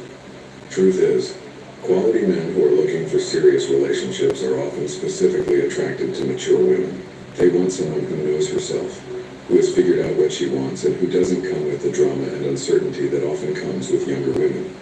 They want a partner, not a project. Of apologizing for your age, own it. Embrace the confidence that comes with experience. Celebrate the fact that you've lived, learned, and grown. You've survived challenges, raised children, built careers, and developed into the amazing woman you are today. That's not something to apologize for. That's something to be proud of. Stop comparing yourself to younger women and start appreciating what makes you uniquely attractive. Your left lines show that you've experienced joy. Your wisdom comes from years of life experience. Your confidence comes from knowing who you are. These are incredibly attractive qualities to the right man. Mistake number 7. Settling for less than you deserve out of fear. The 7th and final mistake is settling for less than you deserve out of fear, and this might be the most important one we discuss today. After years of being single, after disappointments, after wondering if you'll ever find love again, it's easy to fall into the trap of thinking you should be grateful for any attention at all. This shows up as accepting disrespectful behavior because you're afraid he'll leave. It shows up as staying in relationships that aren't fulfilling because you're afraid of being alone. It shows up as lowering your standards because you think your options are limited. You might find yourself making excuses for men who aren't treating you well, or staying with someone who's not emotionally available because you're afraid you won't find anyone else. Here's the truth that I need you to understand. Being single is better than being in the wrong relationship. You have spent years building a life, developing yourself, and creating independence. Don't throw that away for someone who doesn't appreciate and value what you bring to the table. I worked with Ruth, a 55-year-old accountant who had been single for 8 years after her divorce. She was so afraid of being alone forever that she stayed in a relationship with a man who was clearly not that interested in her. He would cancel dates last minute, wouldn't introduce her to his friends or family, and was obviously keeping his options open. But Ruth was so afraid of being single again that she convinced herself that this was better than nothing. The reality is that when you settle for less than you deserve, you're not just hurting yourself, you're also preventing the right person from finding you. You're taking up space in your life with someone who doesn't value you, which means you're not available when the right person comes along. Your standards shouldn't lower with age. They should get higher. You know more about what you want and what you don't want. You know what kind of treatment you deserve. You know what makes you happy and what doesn't. Use that wisdom to your advantage. The right man will be excited to be with you. He won't make you wonder where you stand. He won't make you feel like you're asking for too much. He'll see your worth and be grateful to have found you. Don't settle for anyone who makes you feel like you're too much or not enough. You deserve someone who sees you as exactly right. So there you have it. The 7 biggest mistakes that older women make that push men away. Let's quickly recap. Number 1. Leading with your accomplishments instead of your personality. Lead with your heart, not your resume. Number 2. Being too rigid with your standards. Know the difference between non-negotiables and preferences. Number 3. Trying to mother or fix men. Look for a partner, not a project. Number 4. Being too available and losing your mystery. Maintain your own life and interests. Number 5. Bringing past baggage into new relationships. Give each person a clean slate. Number 6. Apologizing for your age. Own your wisdom and experience. And number 7. Settling for less than you deserve out of fear. Remember that being single is better than being in a wrong relationship. Now, I want you to remember something important. These aren't flaws in your character. These are simply patterns that many women fall into, especially when they're navigating dating later in life. The fact that you're watching this video shows that you're committed to growing and improving, and that's exactly the kind of mindset that will attract the right person. Dating at any age can be challenging, but it can also be incredibly rewarding. You have so much to offer. Your wisdom, your experience, your independence, and the right person will see all of that and be grateful to have found you. If this video resonated with you, please give it a thumbs up and let me know in the comments which of these mistakes you've made or which insight was most helpful for you. I read every single comment and I love hearing from you. And if you want more content like this, dating advice, relationship tips, and confidence building content specifically for mature women, please subscribe and hit that notification, but also you never miss a video. Remember, you are never too old for love, you are never too old for romance, and you are never too old to find someone who sees your worth and treats you like the amazing woman you are. Until next time, keep being fabulous. Thank you so much for watching today's video. I hope these insights help you in your dating journey and remind you of just how amazing you are. You've got this beautiful woman. I believe in you, and I'm cheering you on every step of the way. Don't forget to subscribe for more videos like this one, and I'll see you in the next video. Take care.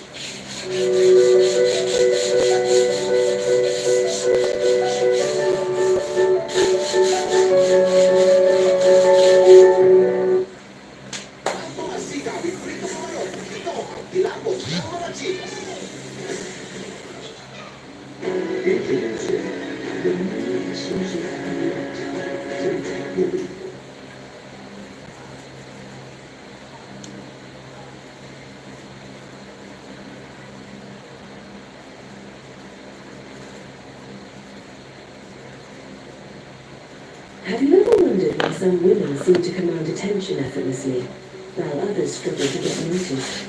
Why some relationships flourish with mutual respect, and others fade into frustration? Here's a truth maybe I'll tell you. Attraction isn't just about looks or clever words.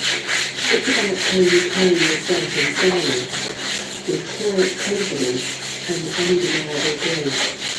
In a world overflowing with noise, superficial connections, and fleeting validation, standing out isn't about chasing attention, it's about commanding value. Yet many of us unwillingly make the same mistake. We overshare, and we give the worst chase. Sounds familiar? The good news is that you don't have to rely on these ineffective tactics. What if I told you there's a way to flip the switch? A way to make men see you, respect you, and cherish you, not because you demand it, but because they can't help it. The secret lies in mastering 10 powerful, silent actions that scream, I know my worth. These aren't manipulative tricks, they're rooted in timeless wisdom and deeply connected to the transformative philosophy of stoicism. And yes, even dark stoic psychology. Each of these principles will empower you to embody values so effortlessly that it becomes impossible for him, or anyone else, to overlook you.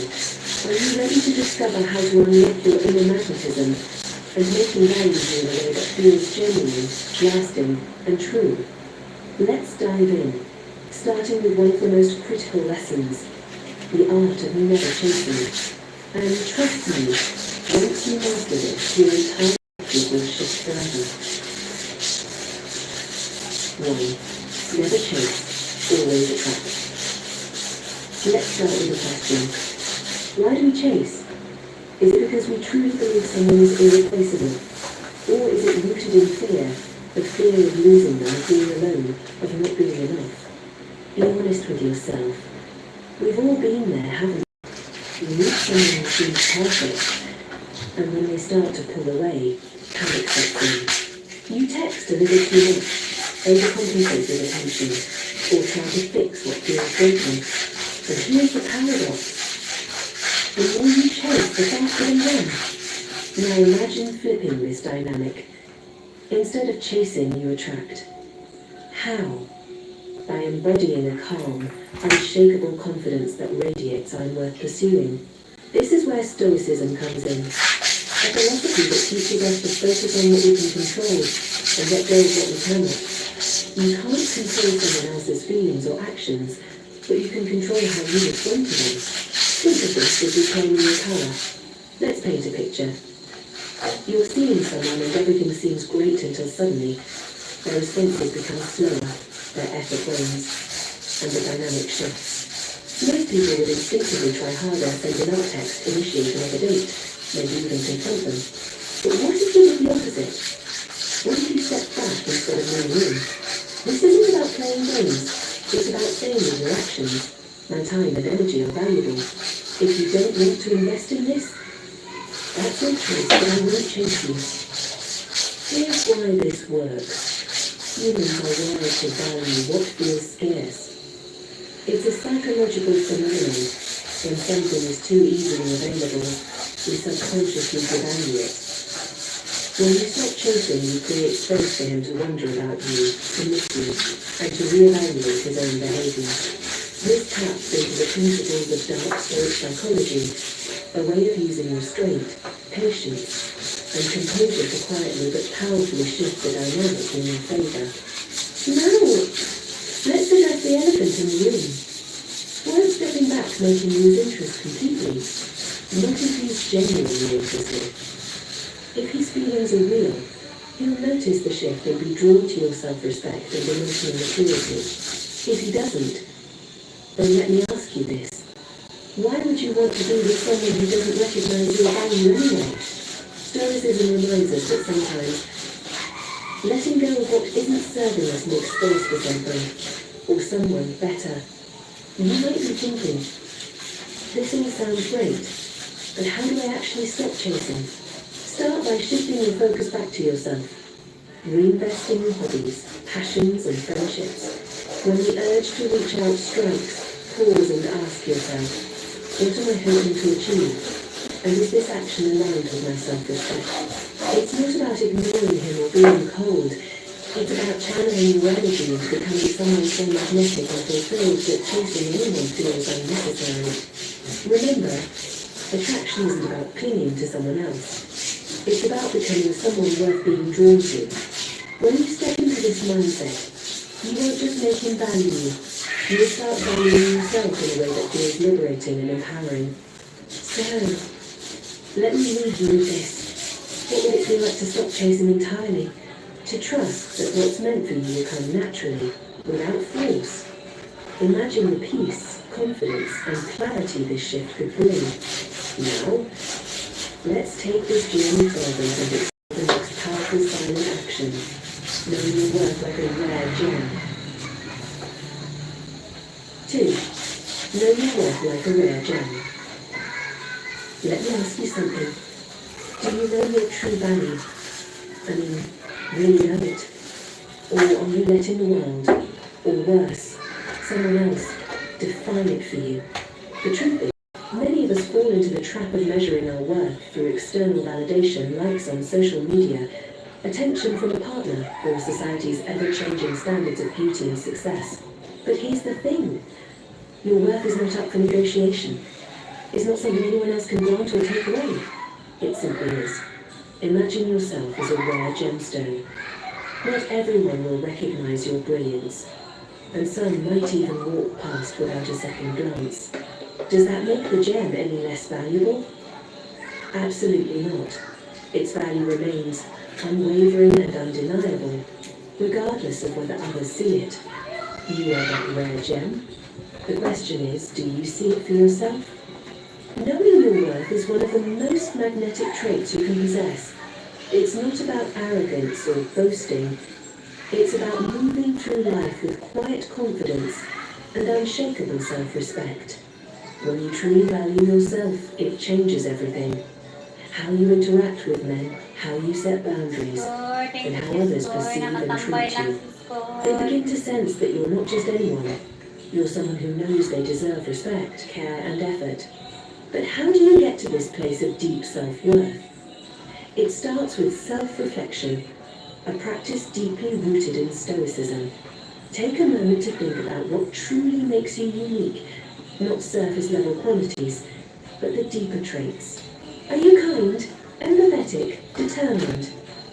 Do you have a fierce sense of loyalty, a creative spark, or an ability to stay calm under pressure?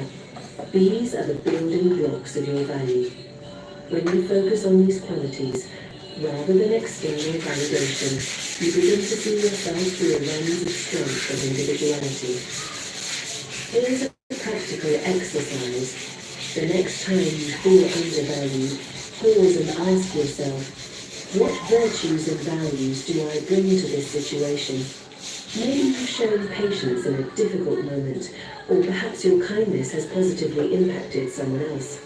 Write these down. This isn't about bragging. It's about anchoring yourself in who you are, independent of anyone else's opinions. When you operate from a place of self-worth, something incredible happens. You stop tolerating poor treatment. Not because you're prideful, but because you respect yourself too much to settle for anything less. And here's the kicker, others will pick up on this energy. They'll see that you're not someone who needs to beg for attention or approval. You're someone who chooses relationships that align with your values, not your insecurities. Think about this. If you don't value yourself, how can you expect anyone else to? The way you see yourself sets the tone for how others see you. This isn't just a theory, it's a law of human dynamics, one that's deeply tied to dark Stoic psychology. When you carry yourself with self-respect, you naturally raise the standards of those around you. And let's not forget the words of Marcus Aurelius Aurelius, the great Stoic emperor. You have control over your mind, not external events. Realize this, and you will find strength. Your worth is entirely within your control. It's not about external circumstances or other people. It's about you, your actions, and how you choose to show up in the world. So let me ask you again, what makes you unique? What qualities set you apart? Take a moment to reflect on these questions, because when you truly see your value, you'll notice something powerful. Your interactions will shift. You'll stop chasing, overthinking, or worrying about how others perceive you. Instead, you'll radiate a quiet, irresistible confidence that makes men want to rise to meet your standards. Now, if you've made it this far, let me know this resonated with you. Hit the like button and comment number 1 below if this speaks to your heart. And don't forget to subscribe to the channel so you never miss out on empowering insights like this. Together, we're on a journey of growth, self-discovery, and unlocking your inner magnetism. And this is just the beginning. Stay with me, because in the next step, we'll explore the art of watching actions, not words. Trust me, you won't want to miss it. 3. Watch actions, not words. Have you ever been swept off your feet by someone's words, only to realize later that their actions told a completely different story? It's a tale as old as time, isn't it? A man says all the right things, makes promises that sound like to your ears, and paints a picture of a future that seems almost too good to be true. And often, it is too good to be true, because words, as beautiful as they may sound, mean nothing without actions to back them up. Here's where Stoic wisdom comes into play. Pay attention to what people do, not just what they say. Actions reveal character, intent, and priorities far more than words ever will. This isn't about being cynical or distrustful. It's about being smart. By observing someone's actions, you protect your emotional well-being and align yourself with people who truly value you. Think about it.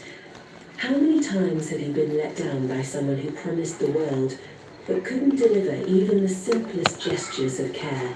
Maybe they said they'd call but didn't. Or maybe they made plans only to cancel at the last minute again. The truth is, consistency in action shows commitment, while inconsistency reveals a lack of it. It's not about expecting perfection.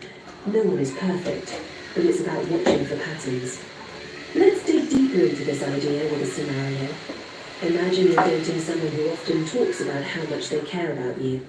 They say things like, "You're so important to me," or "I'll always be there for you." It feels good, right? But what happens when you actually need their support? Do they show up, or do they come up with excuses? Do their actions match their words, or do they fall short? This is where dark stoic psychology becomes a powerful tool. Instead of reacting emotionally to every word, you learn to step back and observe. You focus on what's real, on behavior rather than promises. This doesn't mean you confront every inconsistency or make a big deal out of every little slip-up. You quietly take note and let actions guide your decisions. When you adopt this mindset, something remarkable happens. You begin to see people for who they truly are, not who they claim to be. This clarity can be both liberating and empowering because it removes the guesswork. You're no longer caught up in the whirlwind of words. You're grounded in reality. There's another layer to this principle. Your own actions carry weight too. Just as you evaluate others by what they do, they're also watching you. Are you consistent? Do your actions align with your values? Are you showing up as the person you aspire to be? When your actions reflect self-respect, kindness, and integrity, you set a standard, not just for yourself, but for the people you allow into your life. Here's a simple but powerful exercise. The next time you're uncertain about someone's intentions, resist the urge to ask them for clarification. Instead, observe their behavior over time. Do they follow through on their commitments? Do they treat you with care and respect, even when it's inconvenient for them? Let their actions speak louder than their words ever could. This practice isn't just about holding others accountable, it's about protecting your heart. When you prioritize actions over words, you reduce the risk of getting swept up in false promises. You create space for relationships that are built on trust, reliability, and mutual respect. It's also worth mentioning that this approach requires patience. People will reveal their true selves in time, but only if you give them the opportunity. Don't rush to conclusions or force things to happen. Trust that the truth will come to light, and allow yourself to respond with grace and wisdom when it does. At its core, this principle is about alignment. It's about ensuring that what people do matches who they claim to be, and that this alignment feels right for you. When you live by this standard, you naturally attract people who value integrity, just as you do. So ask yourself, are you paying attention to actions, or are you getting lost in words? This isn't a question to judge yourself. It's an opportunity to shift your perspective. Because when you start to focus on what's real, you step into a place of strength. You stop hoping someone will change, and you start recognizing who they are right now. And from that place of clarity, you can make decisions that honor your worth and protect your peace. By watching actions instead of words, you take control of your emotional experience. You stop giving your power away to empty promises and start investing in relationships that are as real as they feel. This is where true respect and connection begin, and trust me, it's worth the wait. Let's keep moving forward. There's more to uncover about becoming the kind of woman he can't help but value. 4. Master non-verbal communication. What if I told you that some of the most powerful things you'll ever say don't involve words at all? Think about it. Have you ever walked into a room and felt instantly drawn to someone, not because of what they said, but because of how they carried themselves? That's the power of non-verbal communication, an unspoken language that can captivate attention and leave a lasting impression. Now, consider this. What messages are you sending without realizing it? Your posture, eye contact, gestures, even the pauses in your conversations, all of these silently communicate how you feel about yourself and the world around you. Mastering this art isn't about being stiff or calculated. It's about aligning your presence with your confidence and worth. Start with how you carry yourself. Picture two women walking into a room. One hurries in with a slouched posture, her gaze darting nervously around the space. The other walks with her shoulders back, her head held high, and a calm, composed demeanor. Which one do you notice first? Which one exudes quiet confidence? The second woman, of course. Why? Because she's mastered the silent art of self-assurance. Your body language is a reflection of how you see yourself. If you carry yourself like someone who values their time, energy, and presence, others will naturally start to value you too. This is where Stoicism ties into non-verbal communication. It teaches us to cultivate inner calm and composure, which radiate outward in every interaction. One of the simplest ways to enhance your non-verbal presence is through eye contact. Strong, steady eye contact conveys interest, confidence, and self-assuredness. It says, I see you, and I'm not afraid to be seen. But here's the key. It's not about staring someone down. It's about creating a connection while remaining grounded in your own energy. Practice this in everyday situations, whether you're talking to a stranger or sharing a moment with someone you care about. Another underrated yet powerful tool is the pause. In a world of constant chatter, the ability to pause before responding or to sit comfortably in silence is magnetic. Why? Because it demonstrates control. You're not rushing to fill the space or seeking validation through words. You're comfortable with yourself. And that confidence is irresistible. Your appearance also plays a role in non-verbal communication, but not in the way you might think. This isn't about being flashy or dressing to impress others. It's about presenting yourself in a way that reflects your respect for yourself. Wear clothes that make you feel strong, beautiful, and authentic. Groom yourself in a way that aligns with how you want to be perceived, not for anyone else, but for you. This sends a powerful message. I care about myself, and I'm worth the effort. Here's another secret about non-verbal communication. It's not just about what you project, it's also about what you withhold. In relationships, there's often a rush to share everything. Your time, your space, your deepest thoughts. But Stoicism teaches us the value of restraint. When you don't lay everything out at once, you create a sense of intrigue. Mystery isn't about being aloof or playing games. It's about showing that there's more to you than meets the eye. It invites others to earn your trust and access to your inner world. Think about how often we give away our energy without realizing it.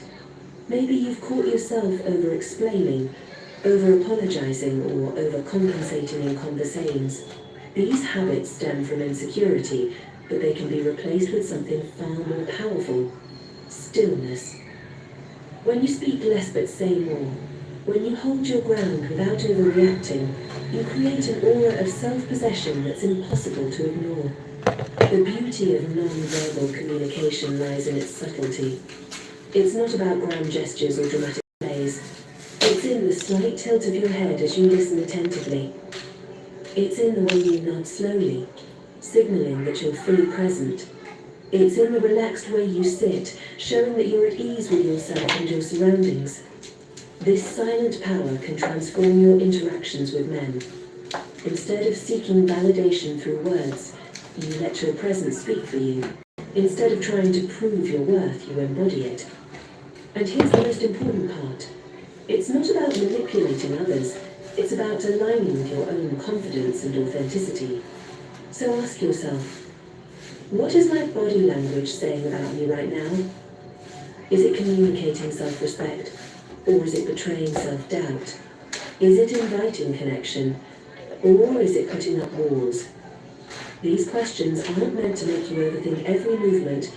They're an invitation to become more intentional about how you show up. When you master non-verbal communication, you step into a space of quiet, undeniable magnetism. It's not about trying to be seen. It's about becoming someone who naturally draws attention simply by being. And trust me, when a man encounters this kind of presence, he'll not only value you, he'll be inspired to rise to meet your energy. Let's keep going, because there's so much more to uncover. The next step, setting boundaries without saying a word. 5. Set boundaries without words. Let me ask you something. When someone crosses a line with you, do you feel the need to explain yourself, justify your feelings, or argue your case? Most of us have been there, overthinking, over-talking, and over-explaining in an attempt to make others respect our boundaries. But here's the truth. Boundaries aren't about what you say. They're about what you do. Actions, not words, are the real enforcers of respect. Think of boundaries like invisible lines that protect your time, energy, and emotions. They don't require big speeches or dramatic ultimatums. In fact, the strongest boundaries are often the quietest. Why? Because they're reflected in how you carry yourself, the choices you make, and the things you allow or don't allow in your life. Here's a powerful mindset shift. You don't have to announce your boundaries to make them real. You just have to live them. For example, if someone constantly cancels plans at the last minute, you don't need to lecture them about respecting your time. Instead, you quietly stop making plans with them. If someone disrespects you with their words or actions, you don't need to demand an apology. You simply take a step back and reduce their access to you. Over time, people learn exactly where your lines are, not because you've told them, but because you've shown them. This silent strength is rooted in Stoicism. The Stoics believed in controlling their own actions and emotions rather than trying to control others. You can't force someone to respect your boundaries, but you can enforce them by holding yourself to the standard you expect from others. When someone sees that you won't bend, beg, or tolerate disrespect, they have two choices: rise to meet your standards or fall away. Either way, you've protected your peace. Let's take a real-world example.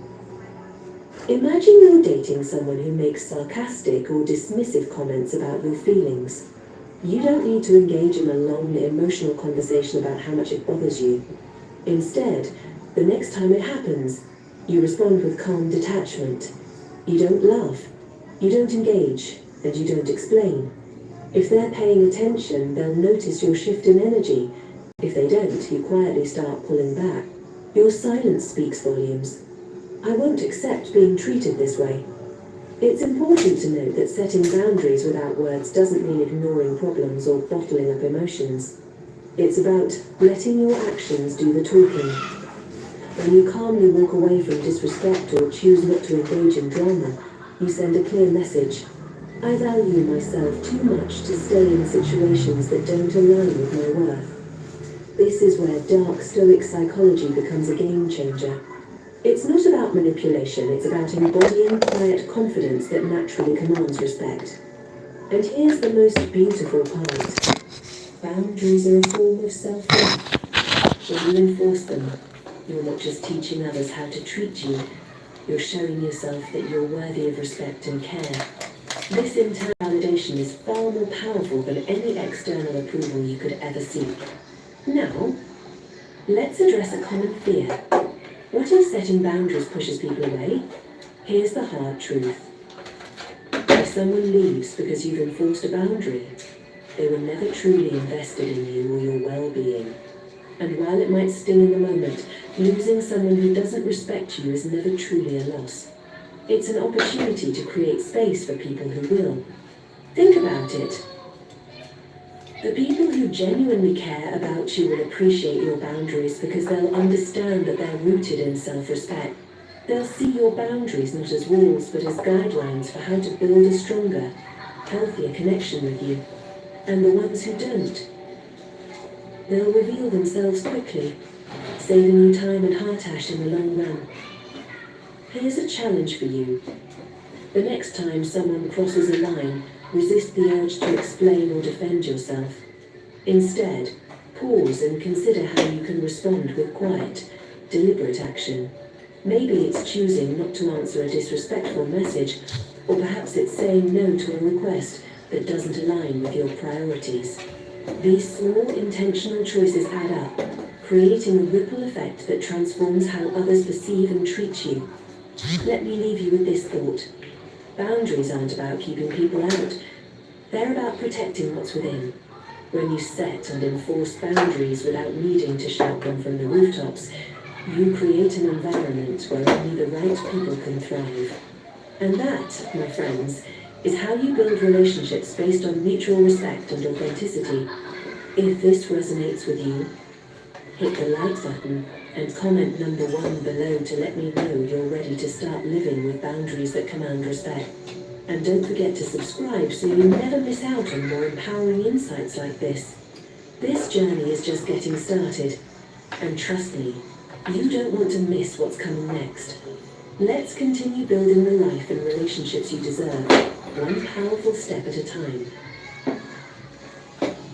6. Embrace change with grace. Change. It's a word that often stirs discomfort and fear, doesn't it? Especially when it comes to relationships.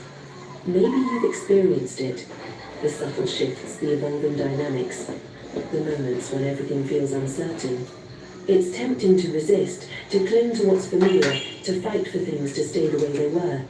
But what if I told you that change isn't your enemy? In fact, it might just be your greatest ally. Let's start with a truth rooted in Stoicism. The only constant in life is change. This philosophy teaches us to stop fighting against the inevitable and instead embrace it with openness and resilience. Whether the end of a relationship, a shift in priorities, or the growing pains of love deepening into something more profound, change is a natural part of every connection, and the way you handle it says everything about your strength and self-worth. Imagine a relationship where things have started to shift.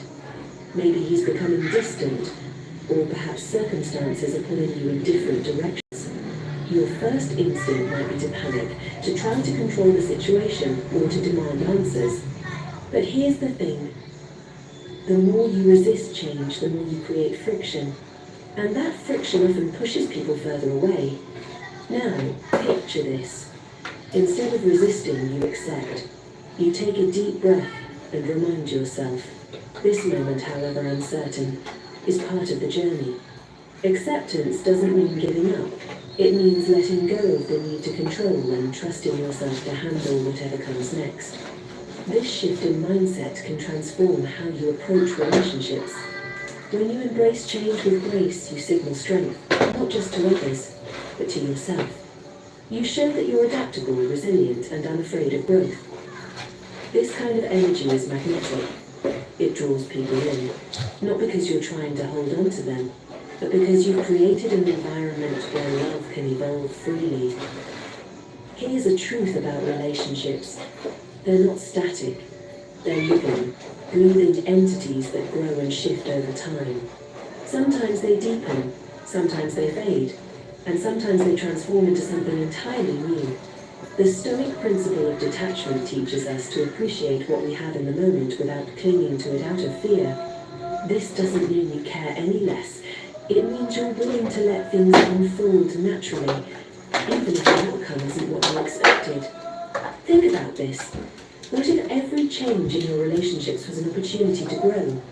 Maybe a breakup teaches you to value yourself more. Maybe a shift in dynamics challenges you to communicate better. Or maybe the simple act of letting go allows you to make space for something even more fulfilling. Change, when approached with the right mindset, is never the end. It's the beginning of something new. But let's be honest, embracing change isn't easy. It requires courage, patience, and a deep trust in yourself. It means facing uncertainty with open arms instead of a clenched fist. And most importantly, It means staying rooted in your values, even when the ground beneath you feels shaky. Here's a practical way to navigate change with grace. Focus on what you can control, your actions, your mindset, and your energy. If a relationship is shifting, ask yourself, how can I respond in a way that reflects my worth? Maybe it's having an honest conversation, or maybe it's stepping back to give things room to breathe. Whatever the situation, make choices that align with your values, not your fears. There's also a profound beauty in trusting the process. When you stop clinging to what was and start embracing what is, you create space for life to surprise you. Sometimes, the very thing you feared losing wasn't meant for you, and by letting it go, you open the door to something even better. Think of it like this. When a tree loses its leaves in the fall, it's not dying, it's preparing for new growth. The same is true for us. Every season of change is an opportunity to shed what no longer serves us and step into a new version of ourselves. This perspective isn't just empowering, it's freeing.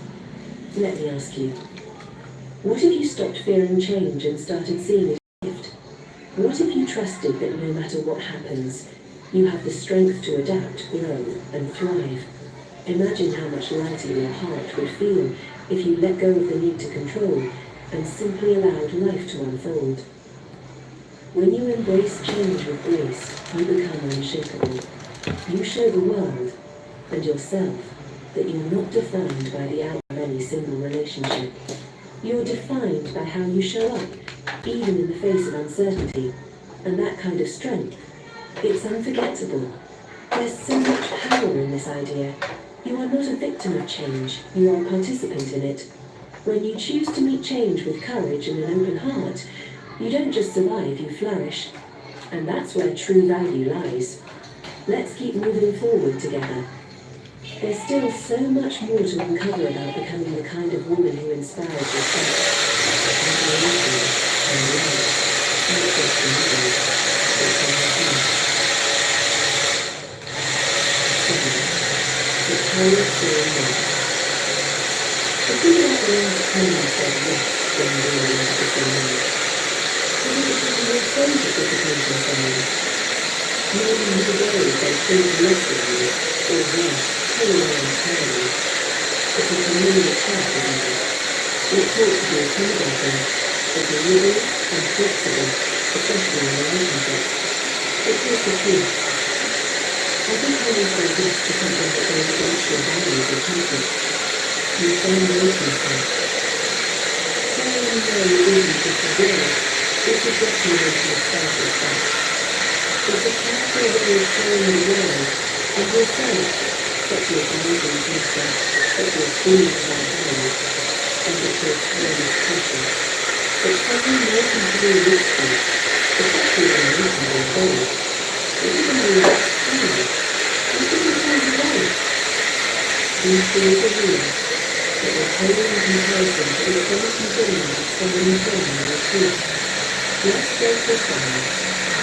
Imagine you're in a situation where your partner suggests something you're uncomfortable with. Maybe it's even faster than you want, or perhaps it's something that conflicts with your values. It usually leads to the person agrees to avoid your conflict. So deep down, you know that saying yes is fear for control of yourself. This is where the power of saying no becomes transformative. That's calmly and confidently expressing your boundaries. You're not just protecting yourself, you're also setting standards. You're saying, this is who I am, and I value myself enough to stay true. And here's the surprising part. When deliberate grace, I found most sometimes more respect for the positive force of the truth. Saying no isn't about being difficult or unkind. It's about clarity. It's about knowing what you stand for, and refusing to compromise on it. This is where stoicism becomes real courage. The Stoics teaches that courage is not the absence of fear, but the willingness to act in alignment with our principles of safety. When you say no, you're exercising that courage. You're choosing self-respect over the fear of conflict or rejection. Now, let's address the fear that often holds it back. This is my advice in the world. Here's the hard truth. If somebody can't handle your boundaries, then it is not person for you. A relationship built on mutual respect and alignment will not crumble because you feel for yourself. On the contrary, a man can truly dominate in the single moment is a reflection of your strength and self-assurance. Here's an example. Imagine someone invites you into a situation that doesn't align with your comfort or principles. Instead of nervously explaining why you can't or making excuses, you respond with quiet confidence. That doesn't work for me. No anger, no drama, just a clear and firm boundary. This simplicity is powerful. It indicates that you know yourself and you're not afraid to honor your needs. Saying no also extends beyond relationships. It's a practice that touches every area of your life. It's about recognizing when something doesn't serve you and having the courage to walk away. Whether it's declining an invitation, stepping away from a draining friendship, or refusing to settle for less in your career, every no is a step towards reclaiming your energy and focus. But let's be real. Saying no is a real reason. It makes you uncomfortable, especially at first. You might worry about being perceived as rude or uncooperative. But here's a question to consider. Who is more important? The people who come to please, or the version of yourself you tend to honor? The answer is clear. Saying no is a vital act of self-love, and it is an original practice. Here is a practical way to start. The next time you feel the urge to say yes out of guilt or fear, take a deep breath and ask yourself, is this in alignment with my values? Will this bring me closer to the life I want to live? If the answer is no, then you have permission to end. Remember, when you don't use these boundaries to help you, it can become simple. This principle carries focus without space and energy because it challenges the dynamics of power and control in relationships. In saying no, you must separate it powerfully and certainly into evidence. This signaling that you're willing to stand for someone else's approval or acceptance. And that's especially a practical policy. It can be reckless. Saying no is not a rejection of others, it's an affirmation of yourself. If you always create some space in your life for what's truly happening, for the people and opportunities and learning with your values and individualism. So, the next time you dress for the kids, remember this. The money is your power. Use it wisely, and reach out to yourselves not just for relationships, but your entire sense of self. Stay with me, because we're about to dive even deeper into the following actions that make you valuable and bring you never thought possible. This journey is fascinating. Let's keep going. 8. Tell yourself decide. Picture this. You walk into a room. Heads turn. Not because of what you are, Guys, not thank you because so of what you're saying, much. Cannot but because of the remove. way you carry yourself. Thank you, There's HMM. something Cannot about your remove the energy, your wallpaper there. posture, the quiet confidence radiating from you that Thank you, HMM. Morning, they are in the other side. They are in Gulayangers live. I just want to try to remove the wallpaper. Hi, I already chat GPT. It's not working. Put vinegar, put warm water, put what else? Iron. Cannot remove. The wallpaper is very sticky. Good morning to you, HMM. How are you?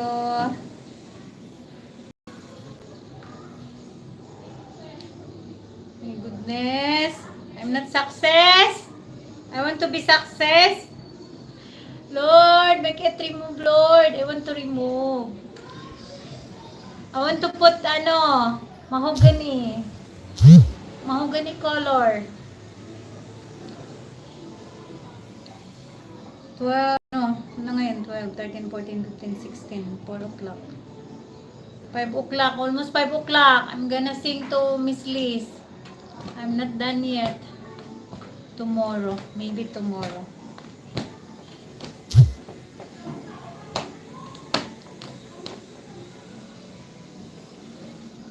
Thank you and good morning, HMM. Thank you so much.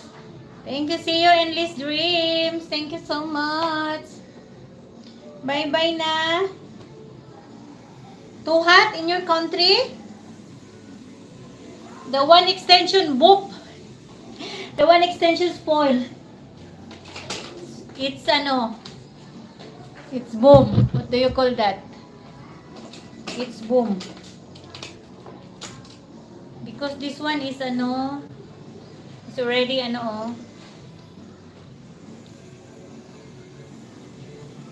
lucky my hair dryer is not broken. Only this broken, but it's really like this before. I'm gonna fix this later. I know how to electronics also. I have so many talent as chat GPT. Chat GPT, HMM. Nobody can ask, only GPT. It's effective sometimes.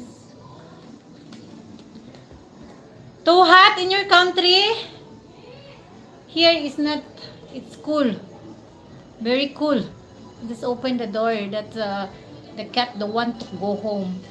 She wants to stay with me and spoil my things.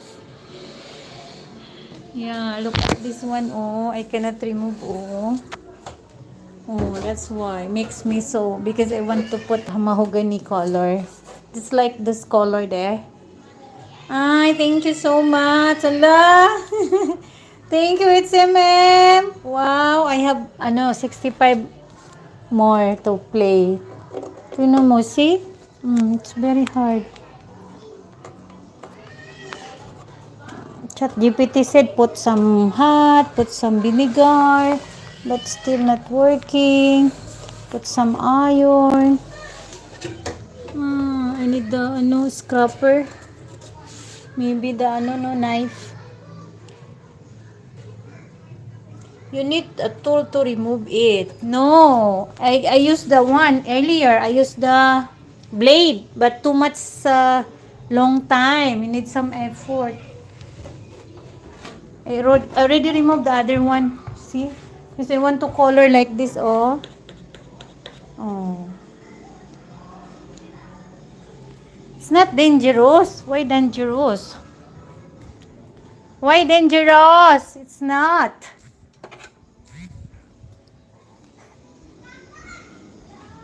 It's only a wallpaper. It's on a paper. It's ordinary paper. It's not dangerous. No, see? Oh, I can do.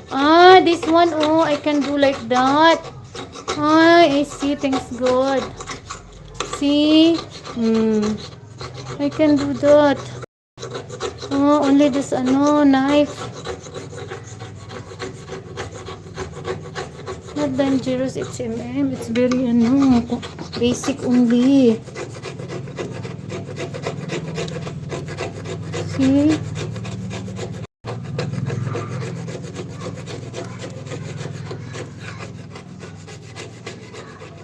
Basic.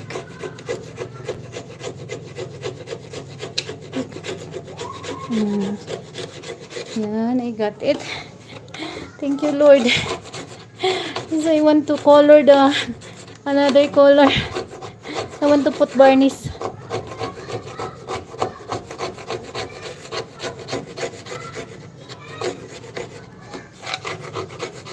Yan, thank you, Lord. It's manifesting, Lord. Thank you, Lord. Only it's is. You see, it's You challenge me, oh. See? Scrapper only. ChatGPT also is scrapper, but I didn't listen. I used the electronics. I thought it's easier.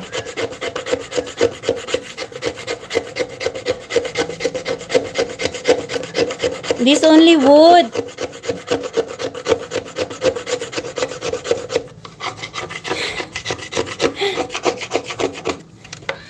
Yeah, tool is knife.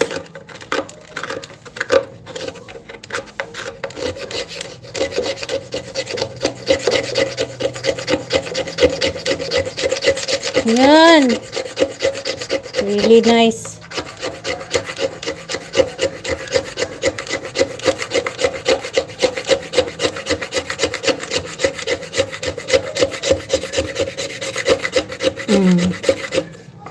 Then, the wallpaper gun.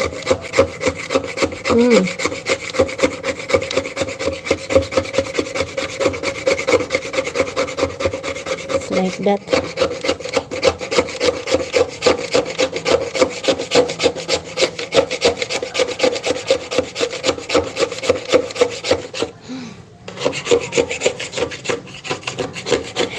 It's working. Thank you, Lord. I need 2 hands. See? I want to remove the wallpaper.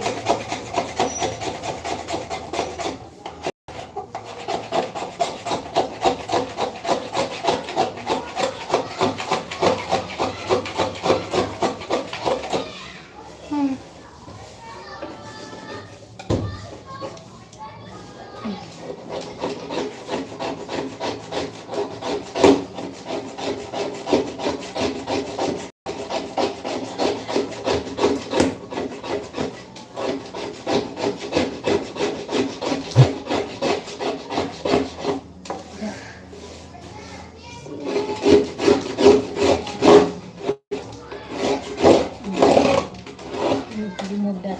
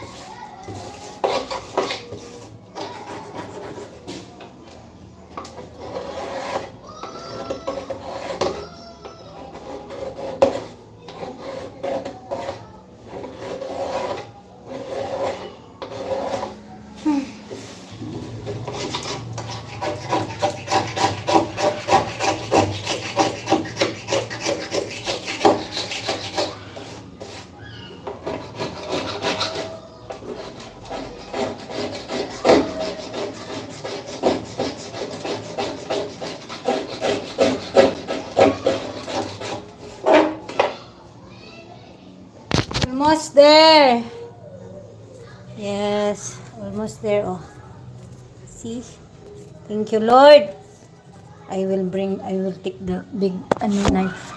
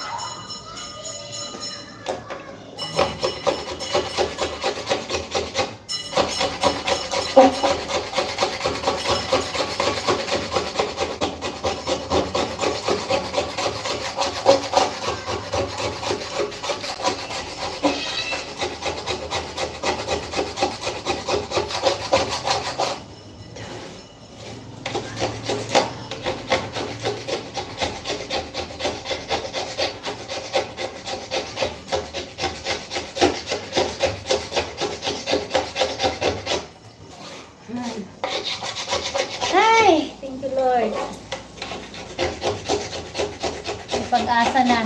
I have hope. There is a hope. After suffering, hope.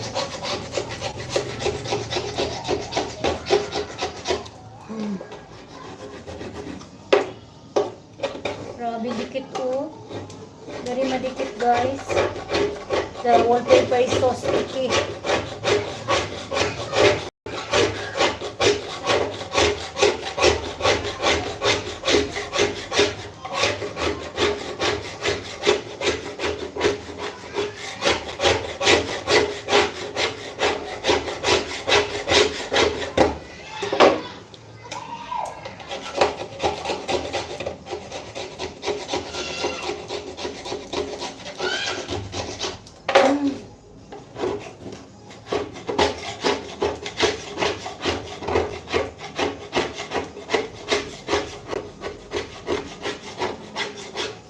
Yes, natanggal na guys.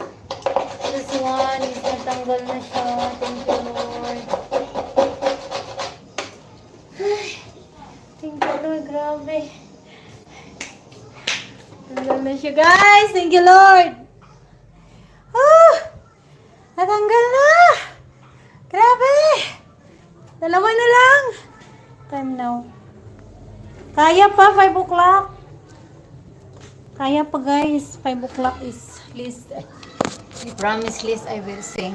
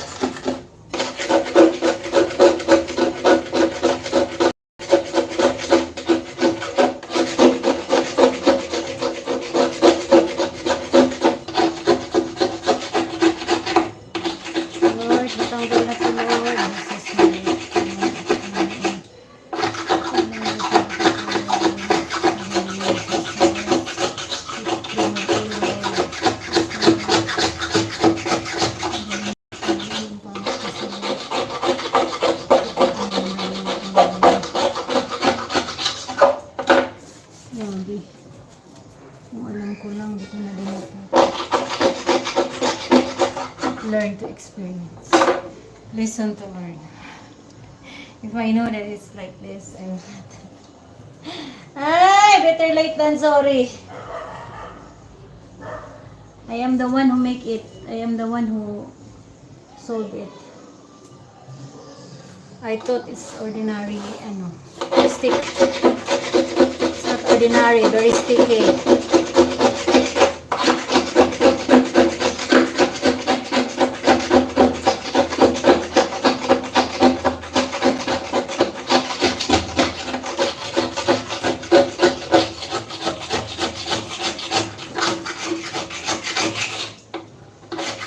Give love on Christmas Day, Christmas Day. Better gift is there but love.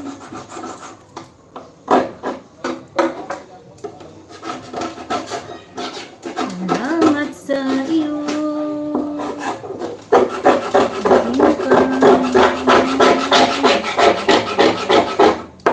Ako'y inibig mo. Sinang-hinig mo. Tanging alay ko sa'yo aking ama. Ay buong buhay ko, puso't kaluluwa. Ano ka man, ikaw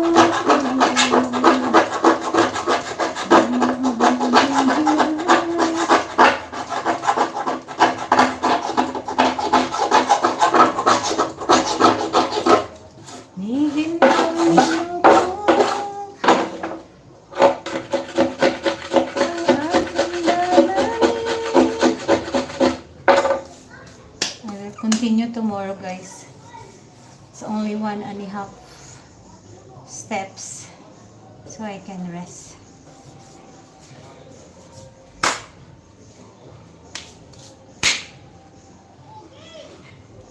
Thank you so much. Yan, okay now. Bye. Thank you so much. Yeah, need appropriate to. Thank you, HMM. It's 1% na lang, HMM, my phone. Because it's been a long time I'm doing since I'm buy the thing outside. Thank you and God bless. See you around. HMM, thank you for the blessings. God bless you. I'm gonna tomorrow. And then I'm gonna varnish the other day then. And this one I need to scrub also. See, there's a lot of stick. So I cannot. Bye everybody. Thank you so much. Bye bye.